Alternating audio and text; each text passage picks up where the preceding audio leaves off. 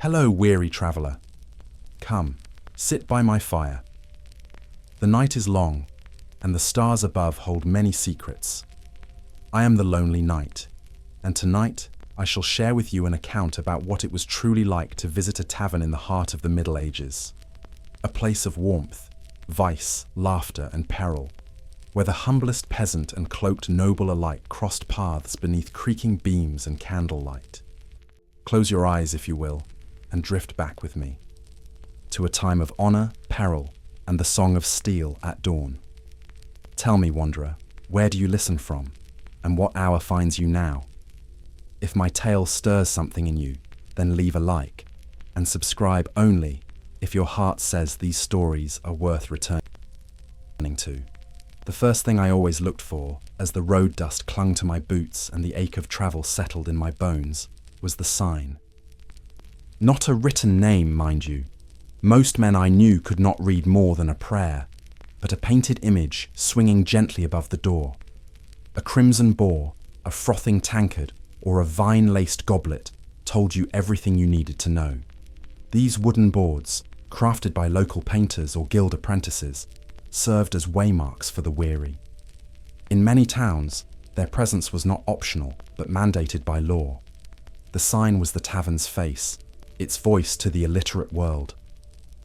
Municipal ordinances in places like York or Paris demanded these signs for taxation and identification. Officials needed a way to register who sold ale, who brewed unlawfully, and who owed the crown its share. A painted board was easier to inspect than a hidden name, and so it became both branding and legal declaration.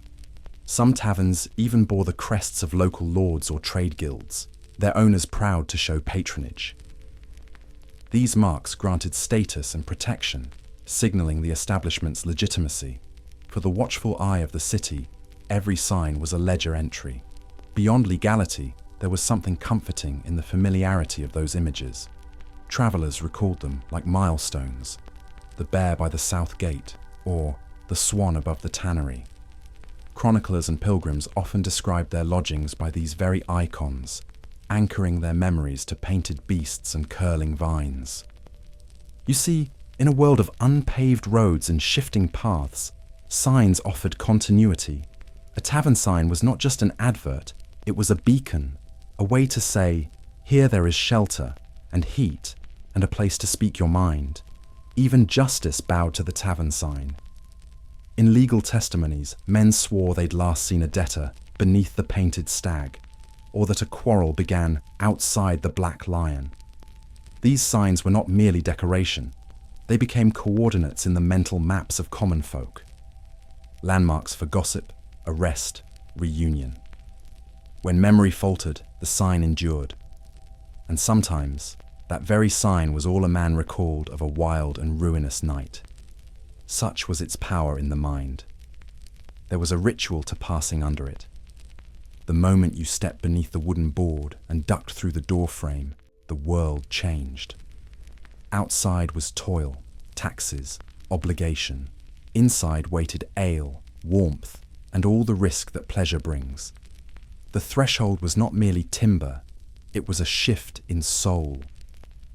I have seen men laugh louder, cry freer, and speak truths under those beams they dared not utter in daylight. It was as if the painted boar or golden tankard granted permission to be less guarded. Each image carried its own mood. The red dragon promised bold drink and louder songs, while the crescent moon hinted at quiet corners and whispered dealings. Some signs were centuries old, blackened by smoke and weather, but never replaced, for to change them would break the spell. Others were freshly painted each season, their colours announcing renewal. Whatever the style, the sign shaped what one expected, and what one allowed oneself to become within. I recall a small house near Rouen, its sign merely a sheaf of wheat bound in red twine. The ale there was coarse, but the bread, baked with brewer's yeast, was the finest I ever tasted. That sign had no creature, no cup, yet it spoke of sustenance and labour. We judged the place rightly, for it offered honest rest. Such symbols said more than words ever could in those days. And so, every time I approached a town and saw the sway of a tavern board in the wind, my heart lifted, if only a little. It meant a fire would be lit, a bench would be open, and perhaps, just perhaps, a moment of peace might be bought with coin and caution. Under those signs, painted in oil and hope, men found each other. And sometimes they found themselves. No two taverns stood quite the same, yet many found their place near the pulse of the town. I remember their chimneys leaning toward the market square, close enough to smell the boiled cabbages and hear the clang of the blacksmith's hammer. Merchants preferred such spots, where coin passed often and men stayed long enough to drink. In other cases, you'd find the alehouse nestled by a city gate, ready to welcome the dusty traveller or the soldier returning from the fields. The clatter of hooves and murmurs of Latin from clerics gave such taverns an air of constant movement. They drank in the world's noise and poured it back as story. Trade roads also bred taverns like mushrooms after rain. I've passed inns on the edge of moor and marsh, perched like sentinels along Roman routes now broken and weeded. These were places of wary eyes and bolted doors, where the talk quieted when a new man entered. Yet they served their purpose. Ale cooled the fears of merchants guarding wool and tin, and bread baked at dawn soothed men preparing for long roads. The innkeeper near Canterbury, I recall, kept a candle in the window, his way of promising safety beyond the hedgerows. In London, matters were more constrained. Ordinances, etched in stiff ink by aldermen, drove brewhouses away from noble quarters. The wealthy would not tolerate the stink of malt or the howl of a drunkard past curfew. So, the taverns clustered by the river or lowland streets, where butchers and dyers plied their trade. The stench was strong, but so too was the drink. There, amid tanners and charcoal men, the alehouses hummed like hives, buzzing with risk, laughter, and hard-earned coin. No bishop walked those lanes, but life pulsed all the same. The contrast between city and countryside was sharp as a sword's edge. In towns, the tavern wall might lean on a stone chapel or echo the toll of a nearby bell. In the hamlets where I first learned to ride, the ale was poured in a crofter's front room, and the hearth doubled as kitchen and shrine. It was rough, honest, and without pretense. In both places, the drink flowed, but the air was different. One smelled of ambition, the other of earth and age. Many a chronicler complained of the noise such places birthed. A Franciscan once wrote that taverns near the Bishop's Hall made more racket than a tournament field. The city fathers passed curfew laws, bells ringing the hour when shutters must close and tongues grow quiet. Yet often the revelry spilled into alleys and courtyards, laughter and argument echoing until dawn. Fines were issued, names recorded, but the drink always found a voice. Law wrestled pleasure, and rarely did it win. The inn by the stone bridge near Ghent remains clear in my memory. Travellers from Bruges and Paris crossed there, their carts heavy with cloth or wine, and the inn stood ready. Its walls bore the marks of wagon wheels, its doors swung wide for beasts and men alike. The scent of wet wood and barley hung in the misty air, drawing both honest traders and those with eyes too quick for comfort. That place was crossroads and haven, depending on what you carried and why. One must remember taverns were more than shelter. They were transmitters of rumour, places where grain prices and king's taxes were whispered before ever posted in the square. Along the road to Compostela, pilgrims traded news over mead and shared warnings of bad bridges or thieving ferrymen. The innkeeper, if kind, might pass along a message or warn of soldiers ahead. Geography shaped not only the body of the tavern, but its soul. Its role changed with every stone and season. And so I learned, long before I bore arms, to read the setting of a tavern before I stepped inside. Was it close to church or gallows? Did the stable smell clean or fouled with haste? Were the shutters open wide to the street or closed like secrets? These signs spoke of safety or its lack. The tavern was never simply a building. It was a mirror to the land that held it. and a man did well to see his reflection before he drank. The moment you stepped through the tavern door, the air changed. Outside, the chill bit your cheeks and the wind gnawed at your ears. Inside, you were swallowed by warmth and scent. The smoke from the hearth hung low, curling into your beard and eyes, mingling with the tang of hops and damp wool. Candles sputtered above on iron hooks, their tallow dripping slowly like waxen tears onto the wood below. The floors, strewn with straw and crushed rushes, gave a soft crunch beneath your boots. And always, always, the murmur of voices, layered and relentless. There was never silence in such places. The clang of pewter mugs, the scrape of wooden trenchers, and the muttered curses of men jostling for bench space formed a constant hum. Somewhere in the back, you'd hear the hiss of pottage over fire or the bark of a dog beneath the table. Above it all, laughter rose like steam, sometimes sharp, sometimes weary, but rarely empty.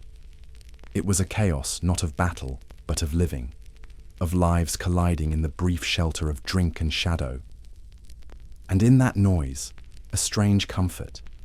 The smells were thick as wool, boiled barley, old ale spilled and gone sour in the cracks, sweat soaked deep into tunics and furs. There was the musky heaviness of wet cloaks steaming near the hearth, and the sweet sharpness of onions frying with leftover meat. In colder months, cloves and cinnamon might perfume the air, stirred into mulled wine by hopeful hands. Yet no spice could mask the ever-present scent of horse, man, and time. To some, it was foul. To others, it was home. The light never reached every corner. Taverns glowed dimly, lit by flame and memory, their beams blackened by years of smoke. Faces became half ghosts, forehead in brightness, eyes and jaw sunk in shadow. Men spoke low, leaning close, and gestures carried meaning when words faltered. I recall a place near Milan where the only light came from the hearth and a single lantern, and still the room seemed to breathe. Darkness brought honesty or deceit. It depended on the man. There were differences across the lands, of course. In a German Kneipe, the air thickened with the scent of smoked sausages and dark bread, hearty and unashamed. In Iberian Mazzoni's, garlic ruled the room, sharp and defiant, clinging to skin and breath alike. French taverns nearer the Loire favoured soft cheeses and sweeter wines, and their rooms bore hints of lilac in spring. But the structure, the clamour, the warmth, the unwashed truth remained the same. These places fed the soul, not just the stomach. The first moments inside could be jarring. Your eyes needed time to adjust, your ears to sort meaning from noise. Yet once settled, your body softened. You learned to lean with the sway of benches, to drink from heavy cups with careful hands, to watch a stranger's tone as closely as his blade. It was not ease, but familiarity. The tavern taught you how to breathe amid fire and flesh, and how to listen when all else failed. Some men came just to feel that rush, the shift from cold to heat, from silence to chorus. It was a kind of rebirth, each entrance. I've seen a knight shed his helm and become a man again, just by ducking beneath the lintel and ordering mead. The world outside waited like a wolf, but in here, for a short while, there was respite. Imperfect, often dangerous, but respite still. That first breath of tavern air lingered in your chest long after you'd left. I remember the weight of it now, as I sit by this quiet fire. That first step over the threshold was never light, nor without consequence. Inside awaited food, fellowship, or fury, but always something real. The senses took hold, and you knew. You had crossed into a place where masks slipped, and the truth often wore the scent of ale. Every house of drink had its master, or mistress. In many corners of England, especially in the early years, it was the women who brewed, who stirred the mash and kept the fire hot, who poured ale into waiting cups with hands stained by labour. They were called alewives, and their trade passed down through practice, not parchment. I remember one near Norwich whose brew drew men from 3 parishes. Her pottage boiled thin, but her ale was thick as dusk. She brewed from her own hearth, as many did, the barrels lined against the kitchen wall beside the bread and the dog. She knew what soot and sweetness meant. Yet as laws multiplied and guilds grew more jealous, the tides shifted. Men, often taverners with licenses and foreign trade ties, pushed into the business, their casks arriving from across the sea. These were not small batch brews in earthenware jugs, but barrels stamped and taxed, measured and sold with parchment in hand. The alewife, once central, began to vanish from the ledgers. I watched it happen slowly. First a warning about unmeasured pots, then a fine, then silence. What had been tradition became infringement. And so, the keepers changed faces. To hold such a place, whether man or woman, was to stand at the center of countless lives. The taverner extended credit, heard secrets, judged who could sleep in the loft and who must stagger home. He held power, though rarely wielded it unkindly. There were unwritten rules to the trade: who got served first, how far a joke could go, when to call for peace. I've seen fights stopped by a glance from a barkeep, and debts settled with a nod. Behind the bar, authority brewed alongside the ale. Regulations, of course, reached even the tap room. In England, the assize of ale demanded fairness in price and portion. Ale tasters would arrive unannounced, dipping their rods into the cask, sniffing and scowling. Short measure brought fines. Rotten meat could lead to pillory. In one village I knew, a taverner was made to stand with his own spoiled pie on his head, while children threw onions at him. It was justice of a kind. These laws were less about morality than about trust. A bad tavern could sour more than drink. It could sour a town's peace. Court rolls from York to Bruges bear the names of those who served sour ale or false weights. And yet, many keepers became beloved, pillars of their quarter. I recall a widow in Bordeaux who ran her tavern alone for 30 years, her eye keener than any constable's. When a brawl broke out, she settled it with cold bread and colder words. Her ledger was neater than the bishop's. Such folk were more than merchants. They were anchors. In towns of shifting loyalties, their presence steadied the current. There were, of course, those who abused the trust. I once saw a man in Rouen add water to wine by night and bless it by candlelight, hoping the saints would sanctify his theft. It did not work. The wine turned, and so did his customers. But for every cheat, there were 10 who laboured honest and long, stirring the pot at dawn, chasing mice from the larder, repairing leaks in the roof before the midday rush. Their labour was unseen, but vital. Without them, the walls would be empty. Behind the counter, the keeper often heard more truth than any priest. Confessions came with coin, confided not in search of absolution, but understanding. Men spoke of lost fields, broken vows, distant sons. The taverner did not judge. He poured, he nodded, he remembered. In this way, he held not only barrels, but memory, a witness to lives too often forgotten. And so, when I think of those places now, I do not recall the flagon first, but the hands that filled it.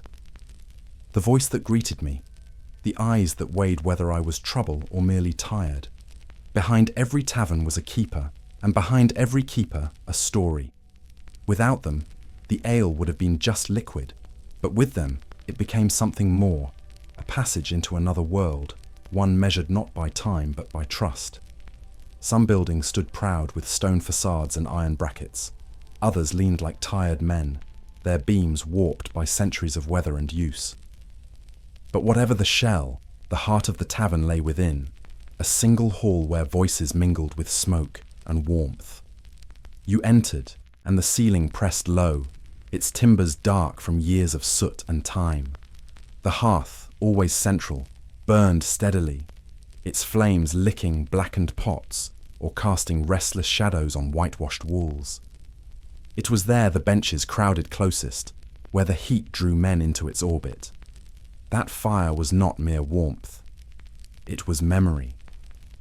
Trestle tables, wide-planked and scarred, ran down the room like ribs in a great beast. They could be lifted and stacked when space was needed, turned into makeshift bedding or cleared for dance. Upon them sat trenchers of bread, chunks of pork, dice games, or elbows propped in argument. Behind every table, a wall bore signs of life, niches carved for candles or icons, wooden pegs for cloaks still damp from the road. You did not need tapestries to feel welcome. The wear and tear of use was invitation enough. These halls were not built to impress, they were built to endure. The better taverns held lofts above the main floor, where a man might pay for straw and silence. Often no more than a few boards nailed across rafters. These spaces offered sleep without safety. You climbed a creaking ladder, ducked your head, and found a pallet between two snoring strangers. If lucky, you kept your purse till dawn.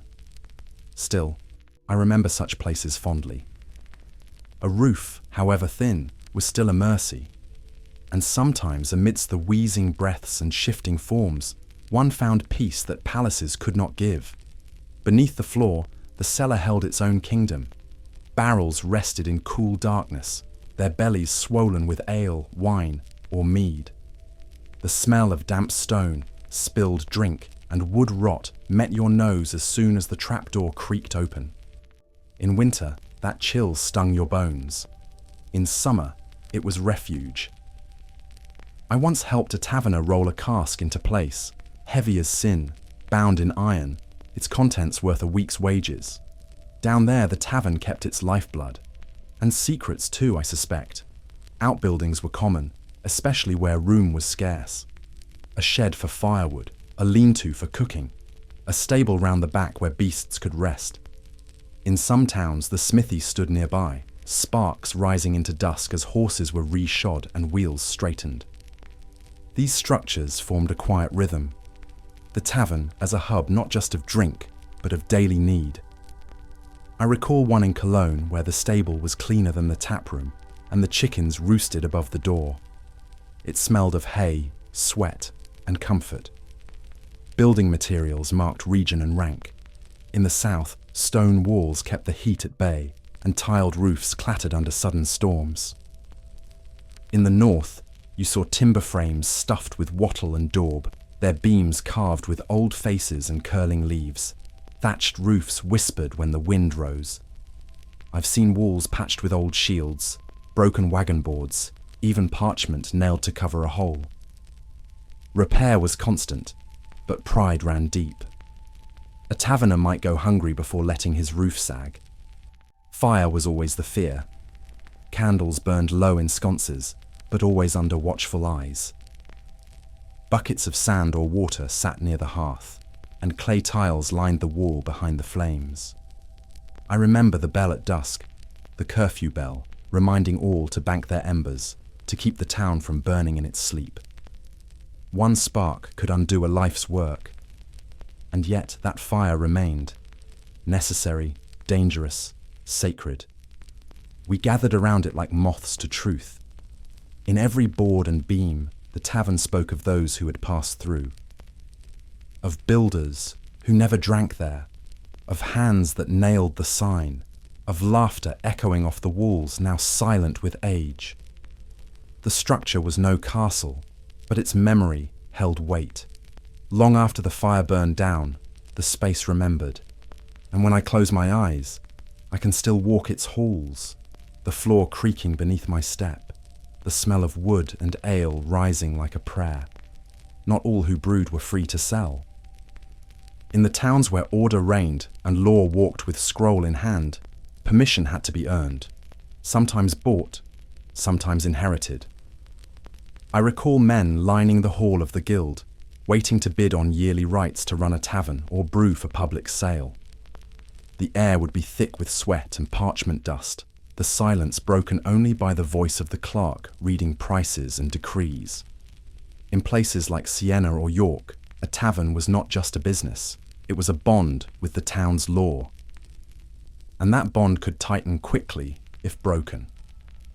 England's assize of bread and ale was no gentle statute. It tied the price of drink to the cost of grain, demanding fairness when harvest failed or coffers swelled. If barley rose, the cup shrank, or so the law demanded. Ale tasters, men with the town's seal, walked unannounced into alehouses, dipping their pewter rods into casks, sniffing, tasting, measuring. A short pint, a bitter batch, or a vessel too light could earn a heavy penalty. I saw once a man fined for adding dandelions to stretch his groot, clever, but not clever enough. Punishment varied by place and season. In Flanders, they might break the stave of the offending barrel and pour its contents into the street. Public waste as public lesson. In other towns, names were posted on the church doors, and shame walked before the guilty. For repeated offences, the tavern could be shuttered, its door sealed with wax and twine until further notice. I've even seen a rogue brewer made to drink his own spoiled ale in the square, to the laughter of passing boys. Law did not always forgive. The church had its say as well, for ale could lead to sin, and sin must be named. Ecclesiastical courts fined those who sold drink during Lent or poured too freely to known drunkards. But more often, their concern lay with the soul, not the measure. It was the civil watchmen, the guild inspectors, and the king's justices who guarded the weight of the mug and the purity of the brew. Their presence was both a warning and a shield. They kept the trust alive. Yet the rules, as all rules, were bent where coin and friendship allowed. I have known innkeepers who paid the ale taster's son to look away, or who watered one cask while keeping another untouched for trusted guests. Justice, in taverns, often rode on mood and memory. And still, most kept honest, for their name was their trade. A tavern with a foul reputation died quicker than one with weak ale. Word travelled faster than carts on cobbled roads. In Italy, the regulations grew more complex. I heard tell of communes where the right to run a tavern was auctioned each year, the highest bidder gaining not just a license, but an obligation to host officials and soldiers without complaint. Those taverns bore weight beyond profit. They were tools of governance. And in return, they received protection, stability, and the occasional barrel of seized wine from the tax collector's hall. Power and drink danced closely in those parts. All these laws, these measures, fines, and inspections, grew from fear as much as fairness. Fear of riot, of poison, of moral decay. To the authorities, the tavern was a flame to be watched. It warmed, but it could burn. So they placed boundaries, drew lines in ale and ink, hoping to keep order where men gathered freely.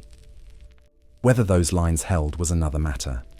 In truth, the tavern obeyed only so far as it must.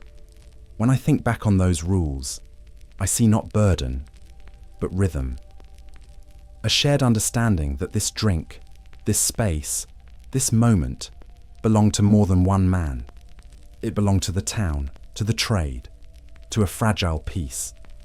And though the parchment has faded and the rods rusted, the echo of those old laws remains, in the clink of a fair cup and the nod of a just keeper.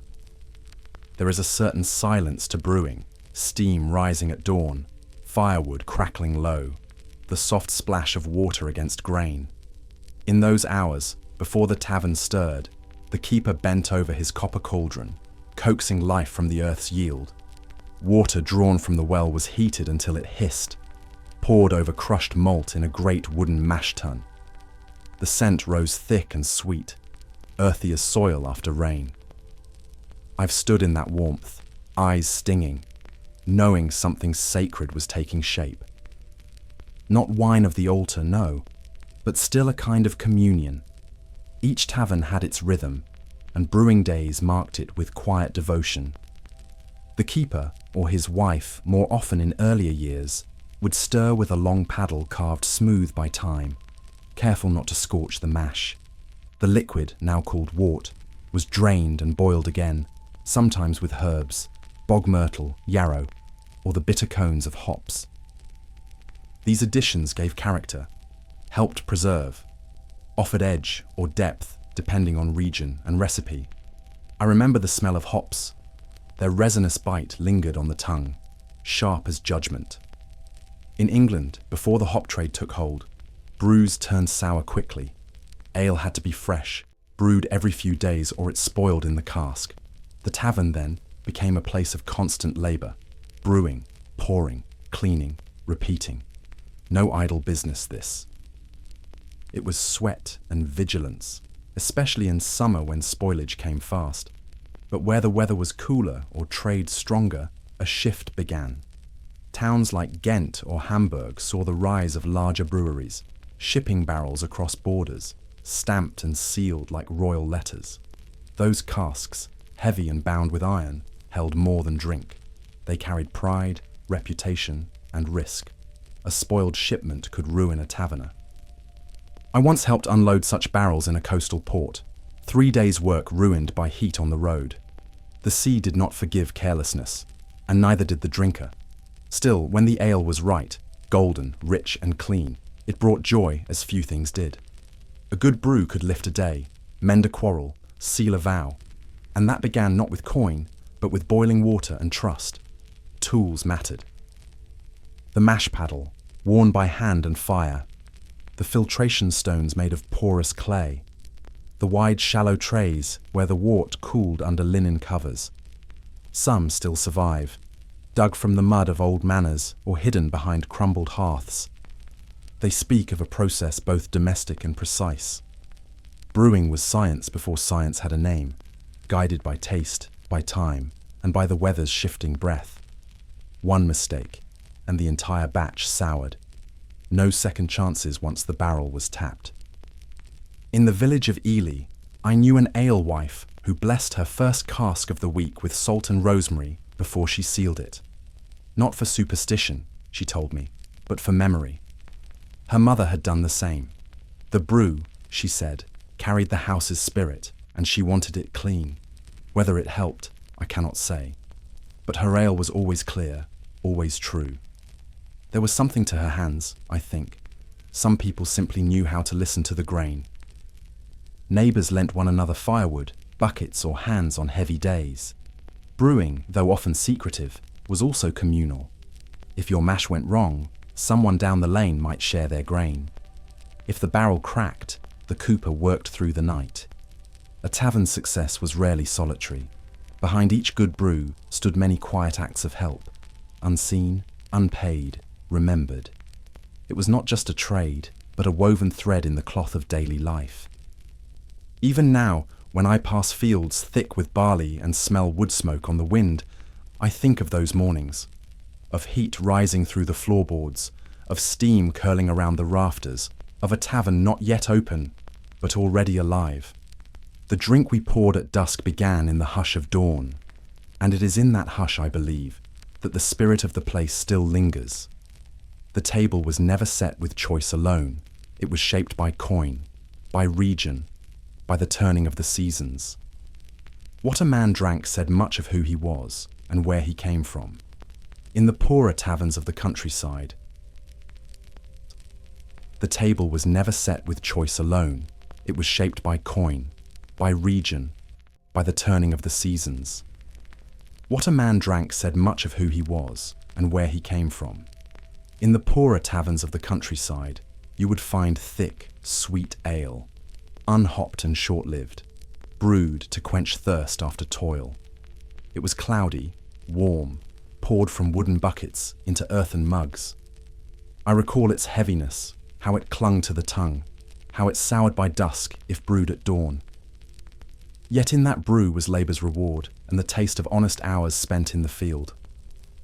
Beer, stronger and bittered with hops, travelled farther. It came into fashion in the cities first. Flanders, Hamburg, and the Rhineland led the way. Hops preserved it, allowed for trade and storage, made it a merchant's drink. I remember my first draught of true beer in Bruges. It bit at the edges of my mouth, unfamiliar yet thrilling. Some scoffed at its foreignness, others praised its strength. In time, it pushed aside the softer ales, reshaping tavern menus across the realm. What began as novelty became necessity. Mead was something else altogether. A drink of the hearth and the feast table, golden and fragrant.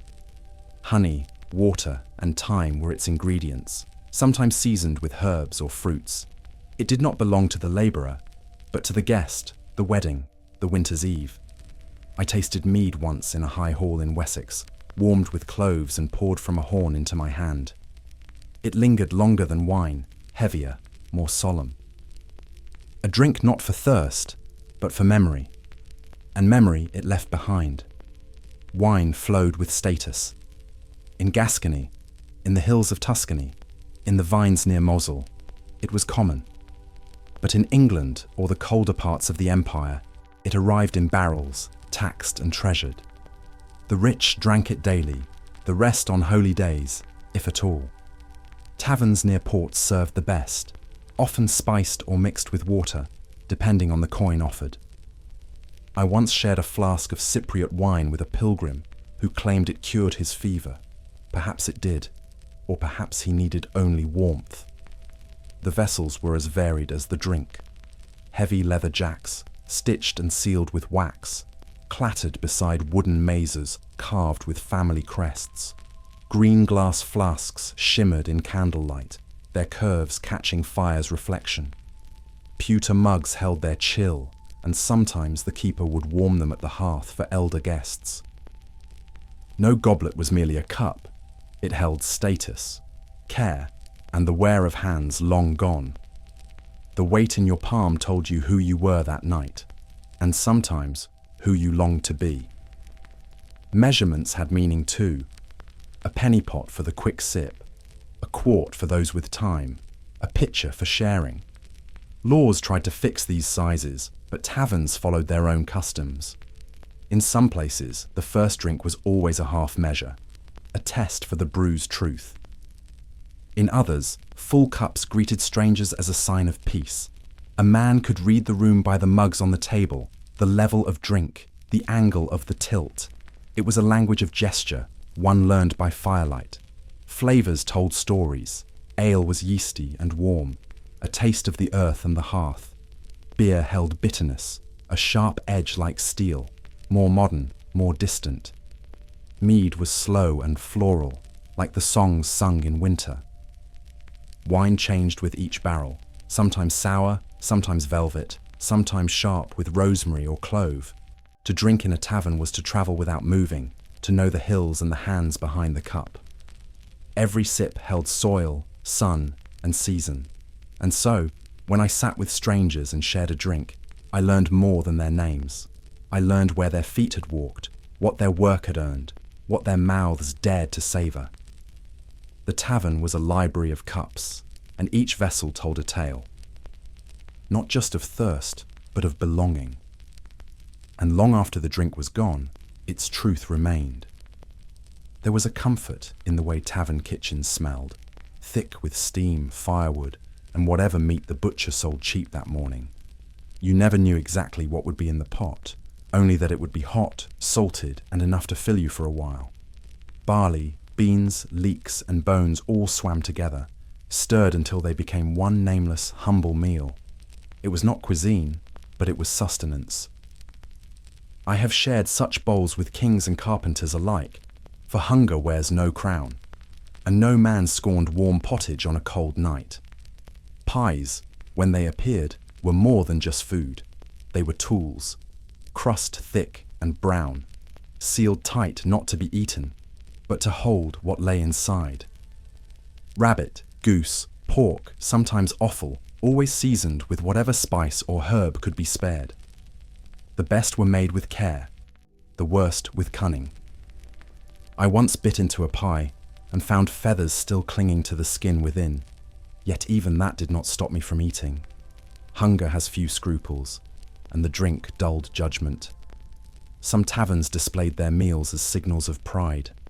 A cooked bird, its feathers stitched back on and posed like royalty, stood above the hearth to tempt passers-by.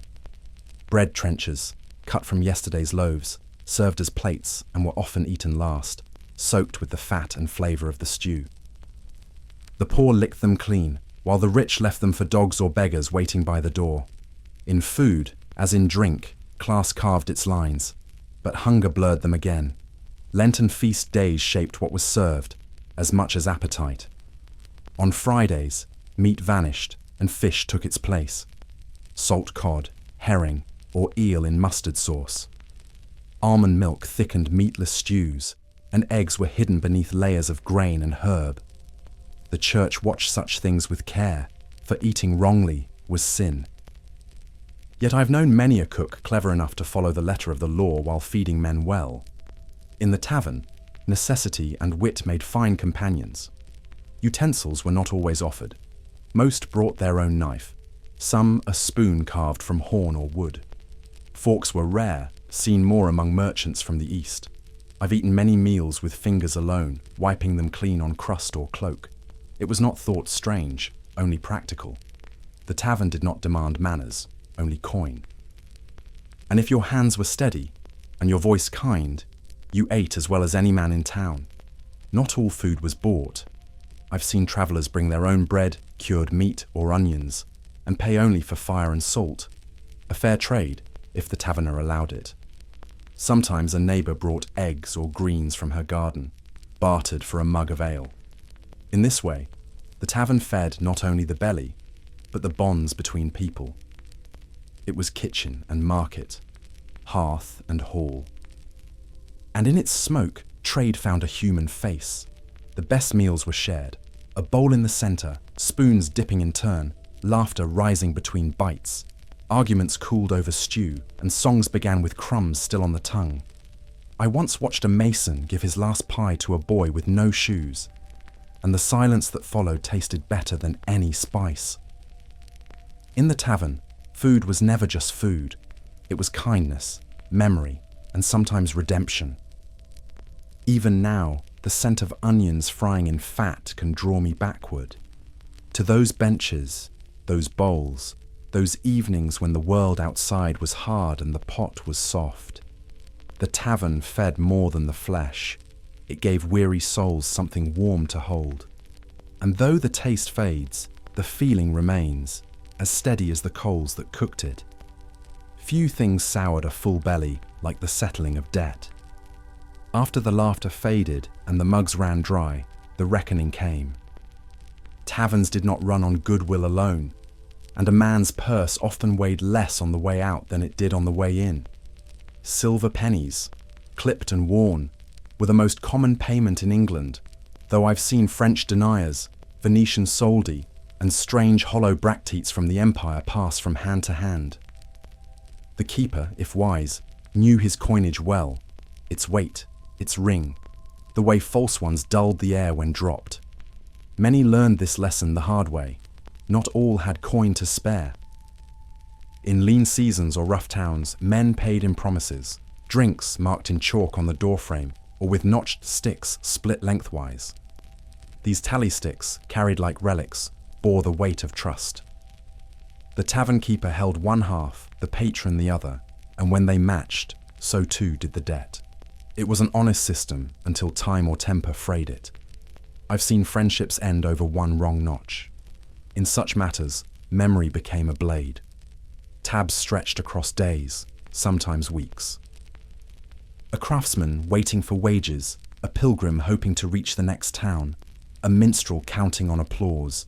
Each left their name or sign in the ledger, praying for fortune to catch up with appetite. The keeper judged not only the amount, but the man. Was he good for it? Was he known? More than once, I saw a poor widow served before a rich stranger. Credit flowed not just from coin, but character. The tavern was a quiet court of worth. Disputes were common.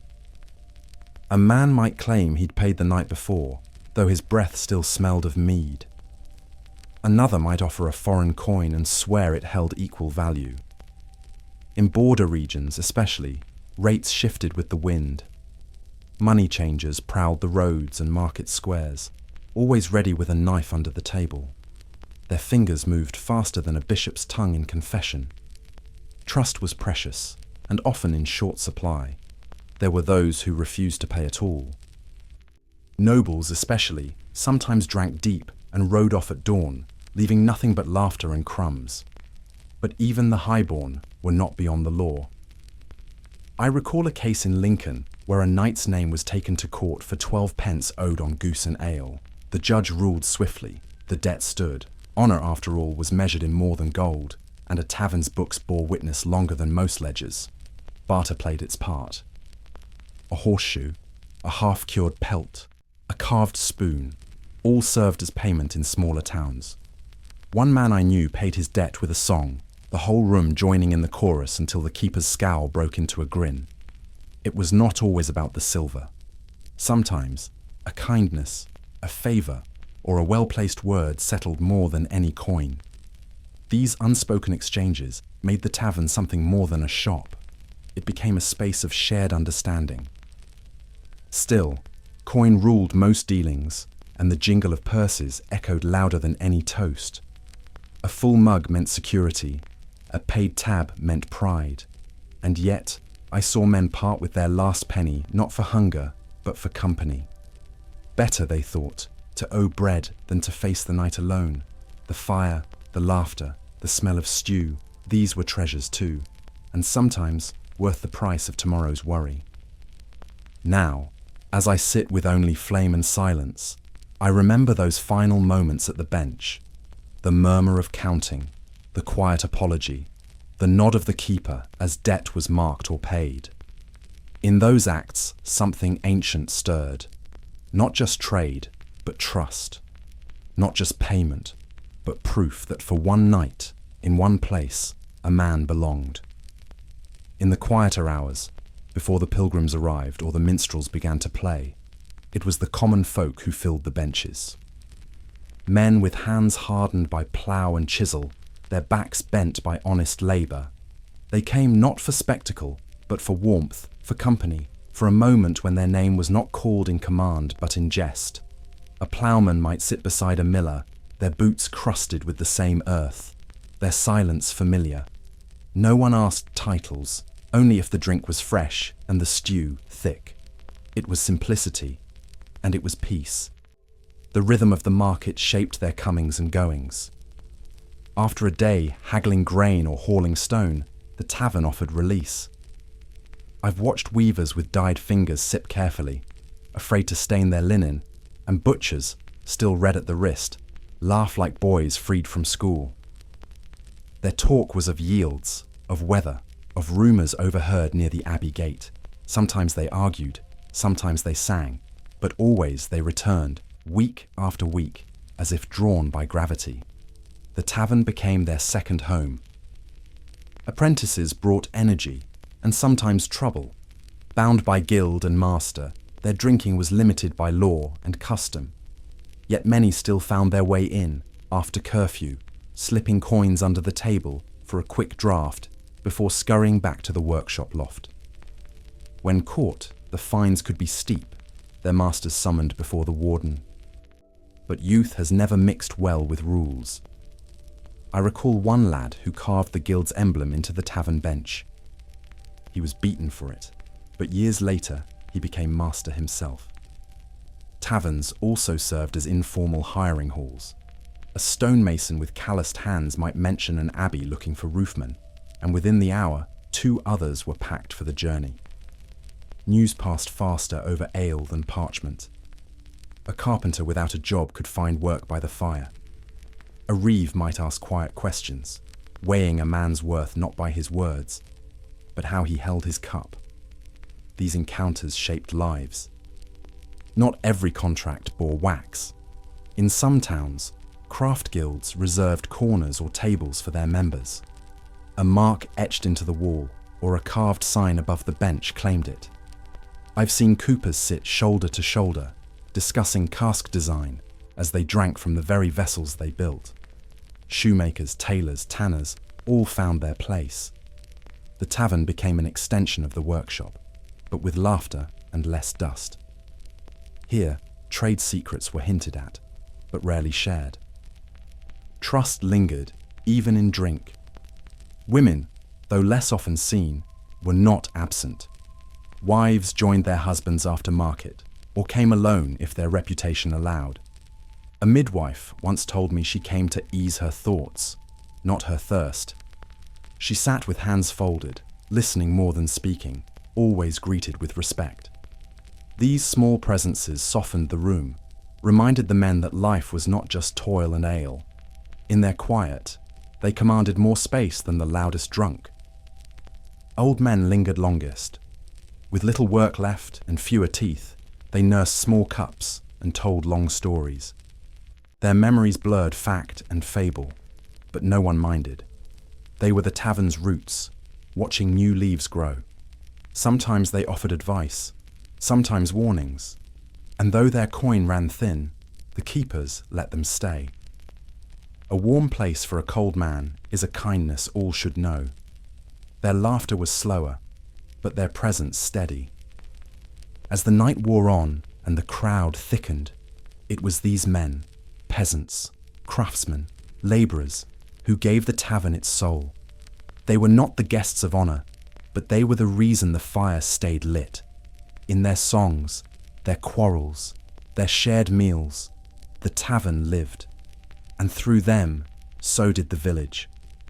So when I remember the faces at those tables, it is not the noble or the scribe who lingers in my mind. It is the smith, the reaper, the cobbler, and the mason. The ones who built the world with bare hands and still had strength to raise a cup. Not all who warmed themselves by the tavern fire called the town home. Some carried the road on their backs, boots worn to the sole, cloaks patched with threadbare care. Merchants arrived first, their carts heavy with cloth, spices, or salted fish. They spoke in clipped tones, eyes ever watching the doorway, as though profit might walk in behind them. Maps and ledgers spilled across tables, the scent of parchment mingling with ale. To these men, the tavern was a temporary office. Every bench a desk, every drink a bargain waiting to be struck. Pilgrims brought another energy entirely. Weary but driven, they entered like moths drawn to light, silent, sore, and full of quiet hope. Badges from Canterbury, Compostela, or Cologne hung from their belts, catching firelight like tiny shields. They spoke often of blisters and blessings, of visions glimpsed in chapel shadows. I've broken bread with such souls, their hands trembling as they prayed before the meal. The road had stripped them of pride, but not of faith. And in the tavern, they found rest without judgment. Some travellers came with music instead of wares, jongleurs and minstrels, faces sunburnt, voices bold, carried news in melody. They earned their cups with tales and tunes, drawing crowds even from the cold street outside. One could learn of a siege, a marriage, a miracle, all in the same ballad. Their words travelled faster than king's messengers, embroidered with rhyme and rhythm. And when they left, they carried the tavern's own stories onward, planting them like seeds in the next town's hearth. Not all travellers were welcome. Thieves and charlatans moved among the honest, cloaked in charm and false smiles. A missing purse, a loaded die, a vanished mule. Such things stirred quickly when strangers sat too close. Keepers learned to read the shift of a shoulder, the flicker of an eye.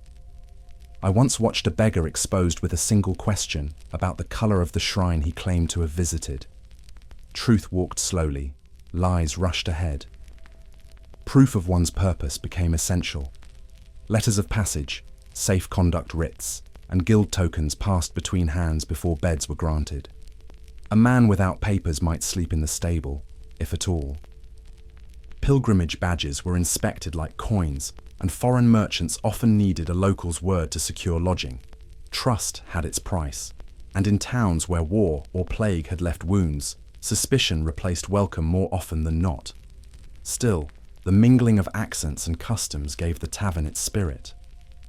I've sat beside a Moor who drank watered wine from his own cup, refusing the house's mead with a quiet smile. Beside him, a Flemish trader shared smoked cheese from his pack, speaking with hands when words failed. The fire listened to all, and the drink blurred sharp edges. For a few hours, There were no borders, only benches. Stories bloomed in such company. One man spoke of crossing the Alps barefoot. Another claimed to have seen the bones of St. Andrew shine in the moonlight. A woman once sang of her lost child, and even the merchants fell silent. These moments, fleeting as they were, stitched us together. The tavern became more than wood and flame. It became a vessel for what could not be carried on the road. When I remember those nights, it is not the coins exchanged or the songs performed that linger. It is the eyes of strangers meeting over a shared meal, the nod of respect between men who would never see each other again. The road passed through the tavern, yes, but for a time it stopped there, and so did we. In that stillness, something sacred stirred. And then, like all things, it moved on. Now and then, the door opened to someone whose cloak was too fine, whose silence too careful. You could spot them, even in the dimmest light. Rings hidden beneath gloves, boots too clean for muddy roads, a bearing that no ale could loosen. These were no ordinary men. They came without retinue, without fanfare, and yet carried the weight of a household in their step. Lesser nobles, knights travelling without crest, or sons of lords testing the world beyond their gates. They entered like shadows and hoped to leave the same way. Their reasons were many.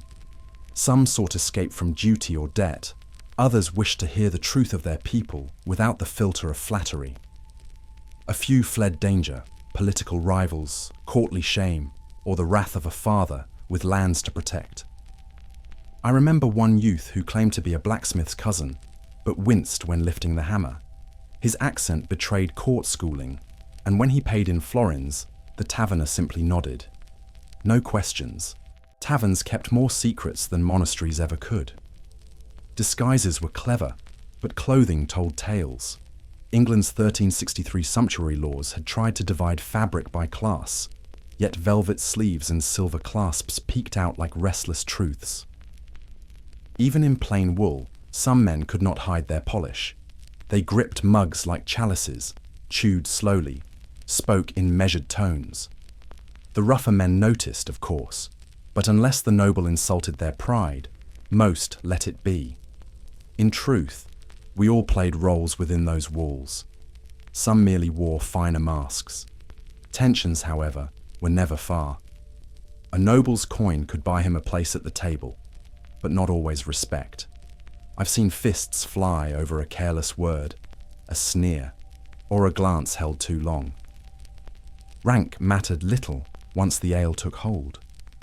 Blood spilled just as red whether it ran from peasant or prince.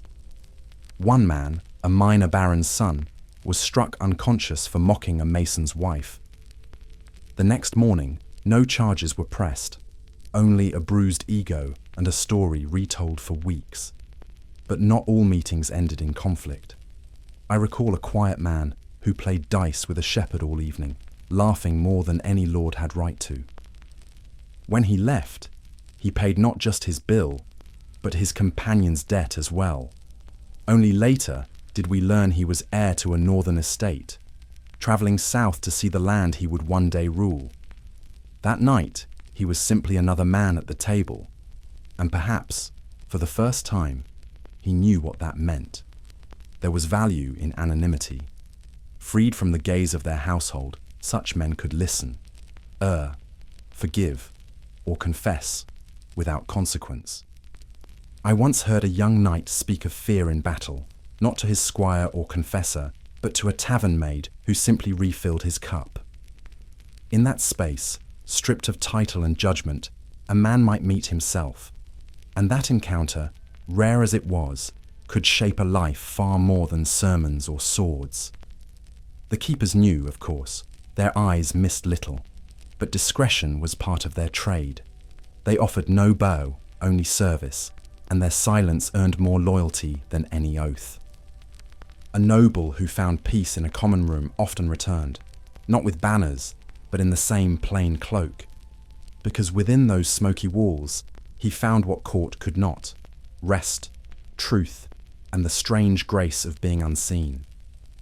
So when I remember those nights, I think not of crowns or lands, but of glances shared between strangers who knew more than they said. Nobility, when stripped of heraldry, became a man like any other, hungry, tired, longing for warmth.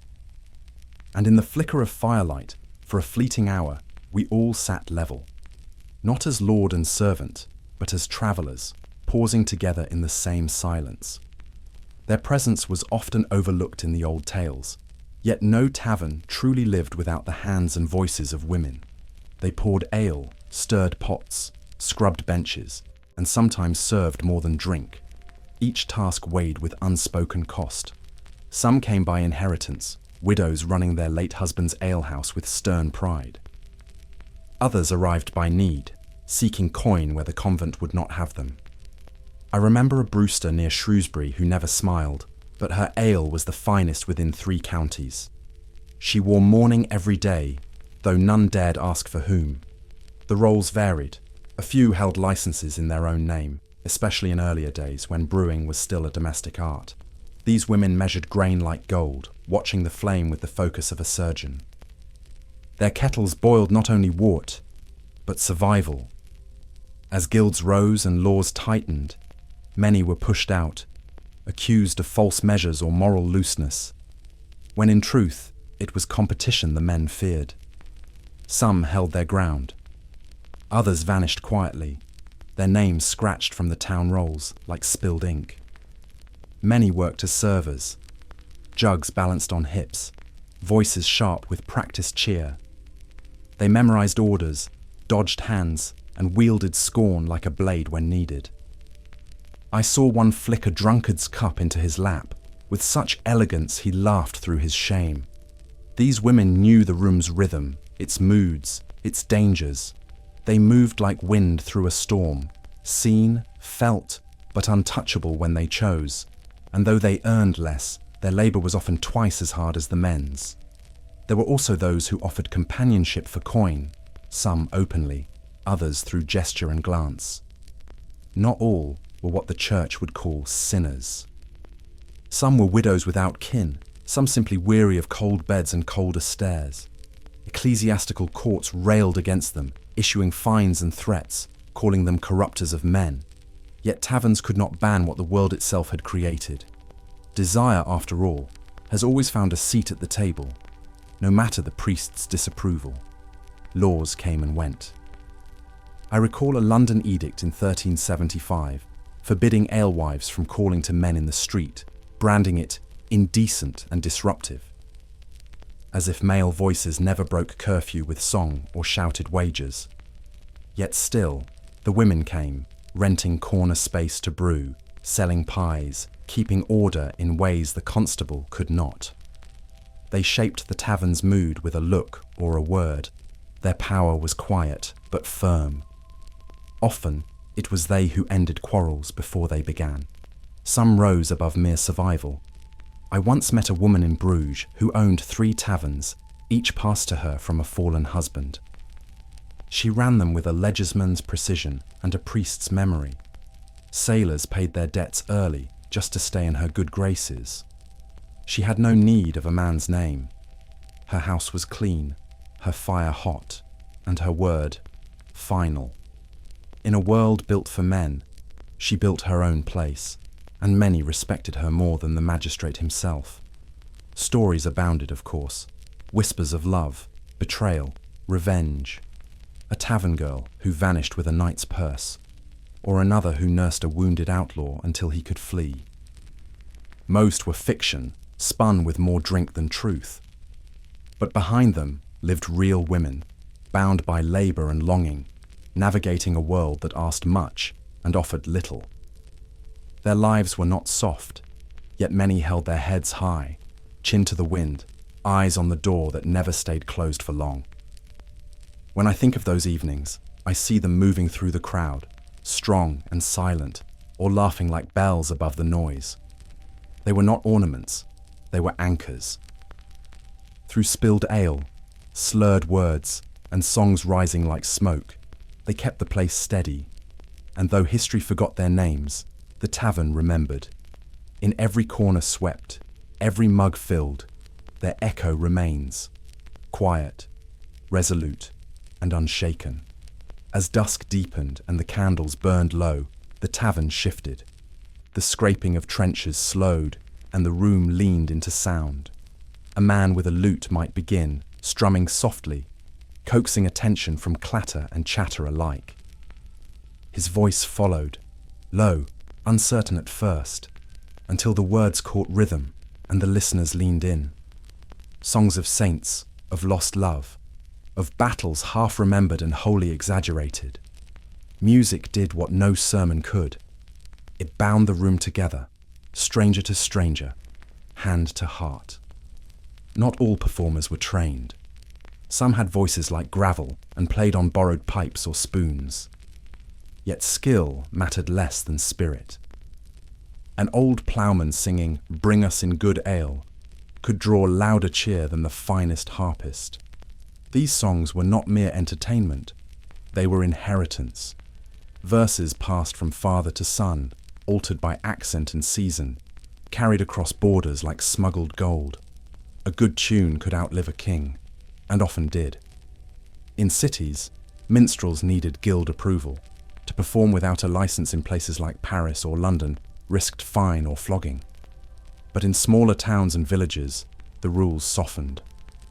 Here, anyone could step forward and earn their cup with a tale or a tune.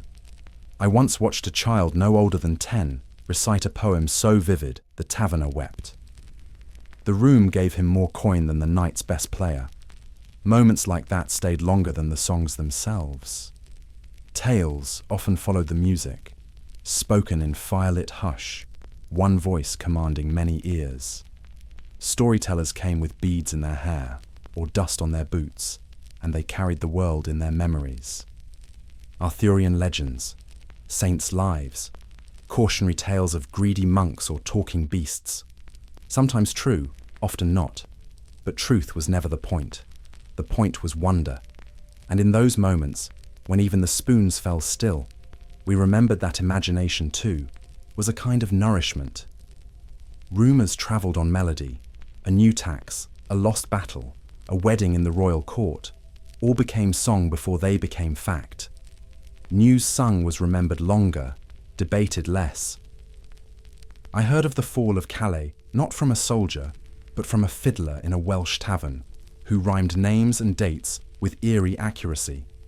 In times when letters were rare and trust rarer, music carried the weight of history. Even when it lied with purpose. Drink stirred courage, and before long, the whole room might join in chorus.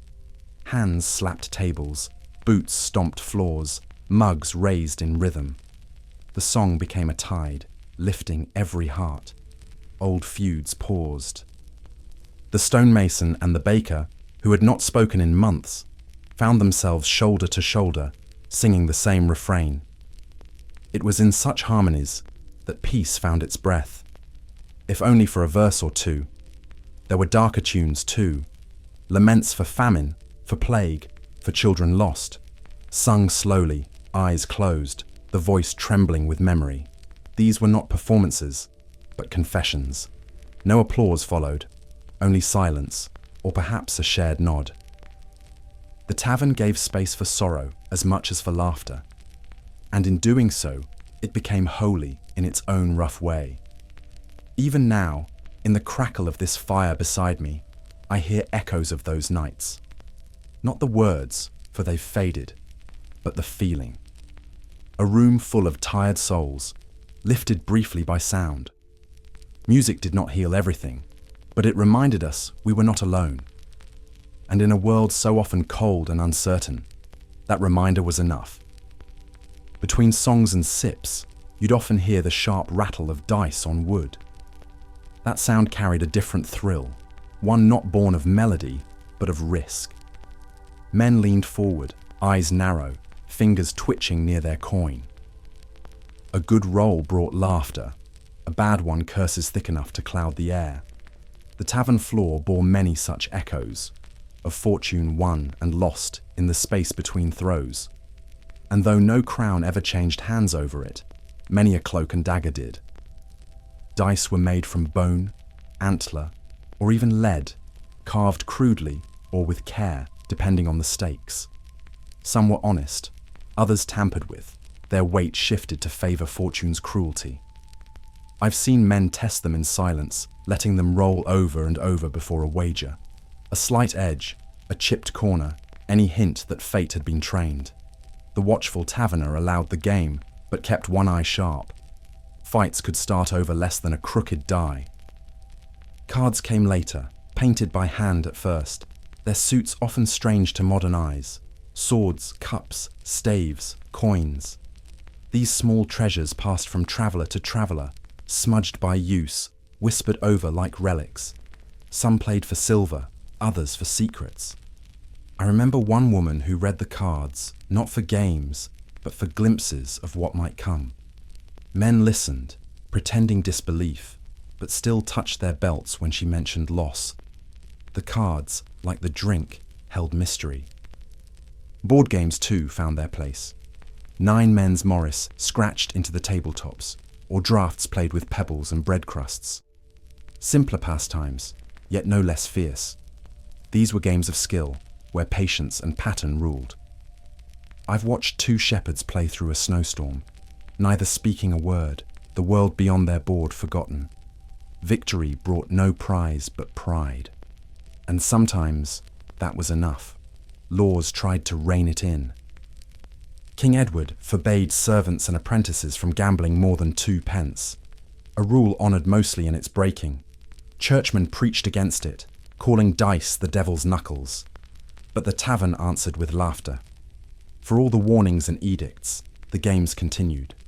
Not out of defiance, but because the risk offered something else. A moment when a man's fortune seemed in his own hands. Illusion, perhaps, but powerful. The stakes varied. Coin, of course, but also bread, cloaks, knives, even labour. One man I knew wagered a week's work repairing a thatched roof, and lost. He climbed up the next morning without complaint.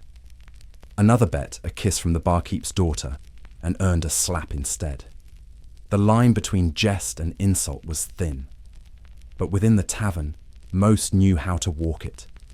And when they didn't, the keeper knew how to draw it. There was a rhythm to it. Drink, game, song, drink again. Each fed the other, like stones in a mill. When spirits ran low or voices frayed, the dice gave purpose. They filled the pauses between stories, gave restless hands something to do. And though many swore they'd never gamble again, they always returned, their fingers already reaching for the cup and the cube. Habit, hunger, or hope, it made little difference. What I remember most is not the winning nor the losing, but the silence just before the cast. That breath held, that pause where time itself seemed to wait. In that instant, anything felt possible. The world narrowed to a single throw. And whether it brought joy or ruin, it reminded us we were alive, tied not just to fate, but to the fire, the table, and each other. Not all contests unfolded over ale-stained tables. Some spilled into the yard, where the air was sharp and the footing uncertain. In the glow of early evening or beneath a pale winter sun, men gathered near the tavern's rear, drawn not by chance, but by precision. Archery butts stood waiting, simple mounds of hay or turf, circles painted crude but clear. The bowstring's snap cut through murmurs, and when the arrow struck true, cheers followed like thunder. It was a test of steadiness, not fortune. A man could not blame the wind for a poor shot. Laws made such contests more than pastime. In England, yeomen were required to practice archery by royal decree, one eye on war, the other on sport. To neglect the bow was to risk a fine, or worse, the shame of being found unready. But within the tavern's orbit, these laws became games. The best shot might win a pitcher of ale or a slice of roasted fowl. Children watched with wide eyes, dreaming of their turn, and the sound of the bowstring became as familiar as the clink of coin. Quoits offered another kind of challenge. Iron rings, heavy and pitted, thrown toward a wooden stake, planted firm in the soil. It looked easy, until you tried. I watched a man who had swung hammers his whole life miss the mark 3 times, his laughter louder than his curses. It was a game of control, not strength. Each throw carried a silence, broken only by the thud of metal on earth. And in that silence, rivalries were born and forgotten. The tavern benefited, of course. A crowd meant coin, and the keeper often sponsored a prize or offered free drink to the victor.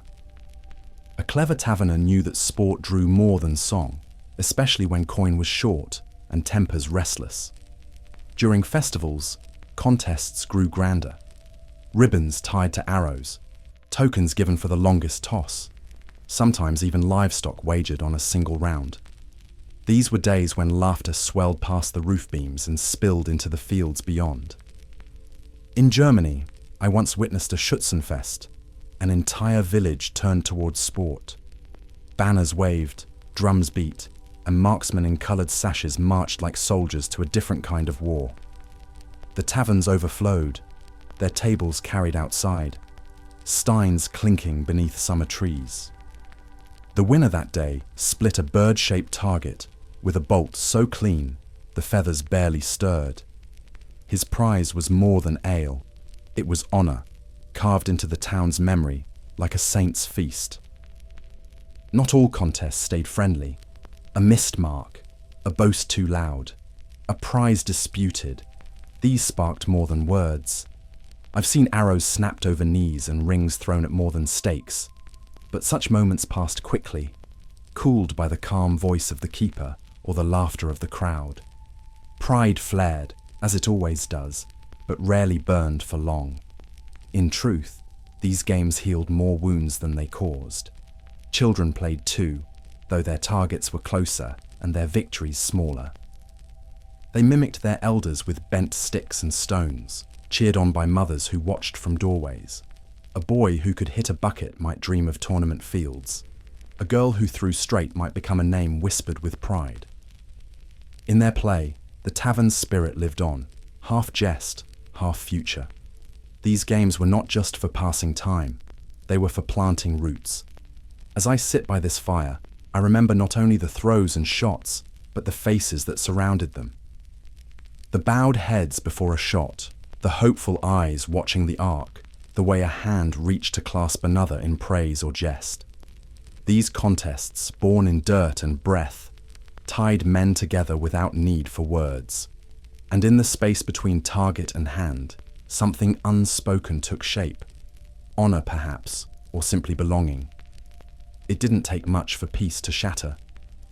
A spilled drink, a hand where it shouldn't be, a word too sharp from a mouth too bold. One moment the tavern hummed with ease, and the next, benches overturned, fists flew, and pewter mugs became weapons. It happened fast, always faster than sense could catch. I've seen men laugh together 1 hour and bleed from each other's knuckles the next. Anger brewed quicker than ale, especially when it had help from drink. Knives were not uncommon. Though some towns required weapons to be surrendered at the door, many ignored the rule or slipped steel in under the belt. A dagger drawn was often a last act, not a first, but once drawn, the air turned colder. I recall a fight near the Loire, where a mason's blade caught a soldier's throat, both men dead by morning, one from blood, the other from rope. No one cheered those ends. We all understood what silence followed a scream. Blame rarely rested on one man. Quarrels often rose from pride, from old wounds rekindled by wine or jealousy. A jilted lover, a lost wager, a misunderstood glance, each could become spark to powder. The taverner, if wise, kept a club near the counter or a stout stick beneath the bench. More than once, I saw a keeper knock sense back into a guest with one blow, then offer him a drink after. Justice in those places wore no robe. There were unspoken codes, even amid the chaos. You did not strike a man who could not stand, nor use a weapon unless one had been drawn. Women and elders were to be left outside the storm. When those lines were crossed, the crowd often turned. A brawler who lost his honor lost more than the fight. He lost his place. And a tavern remembered long after the wounds had healed. Some men were never welcomed back. Coroner rolls tell more than ballads ever will. Deaths in taverns were common enough to be listed in detail. Cracked skulls from mugs, burns from hearths knocked over in struggle, stabbings from behind. The language is dry, but the truth is soaked through. We read of accidental deaths, with the knowledge that few accidents begin with a quiet voice and a gentle hand. Those walls absorbed more than smoke. They remembered. Fear was part of the draw, strange as that may sound. A man entered not only for drink or cheer, but for the chance that something might happen, that something might shift. For those who lived lives ruled by toil and routine, the tavern offered unpredictability. And even danger, for some, felt like life. I never sought the fight, but I understood the men who did. They wanted to feel something louder than the ache in their bones. Still, most nights ended with bruises, not burial. Friends dragged the wounded home. Coins paid for broken jugs, and apologies mumbled between bleeding lips. A stiff drink washed away more than pain. It washed away memory. Until the next time. And there was always a next time. The door never stayed shut for long, and the fire never burned out. Now, with only the night wind around me, I think of those clashes not with pride, but with clarity. They were foolish, often needless, but they were real, born of something raw and human. In those moments, men became less than they hoped to be, or sometimes more than they ever thought they could. And the tavern, ever patient, bore witness to it all. Not all justice wore armor or carried a sword. Some came in plain wool, lantern in hand, voice low but firm. The night watch passed slowly through the streets, their steps steady, their eyes trained on shuttered windows and flickering light. They were not feared like soldiers, but they were not ignored either. When they entered the tavern, conversation dropped to a murmur.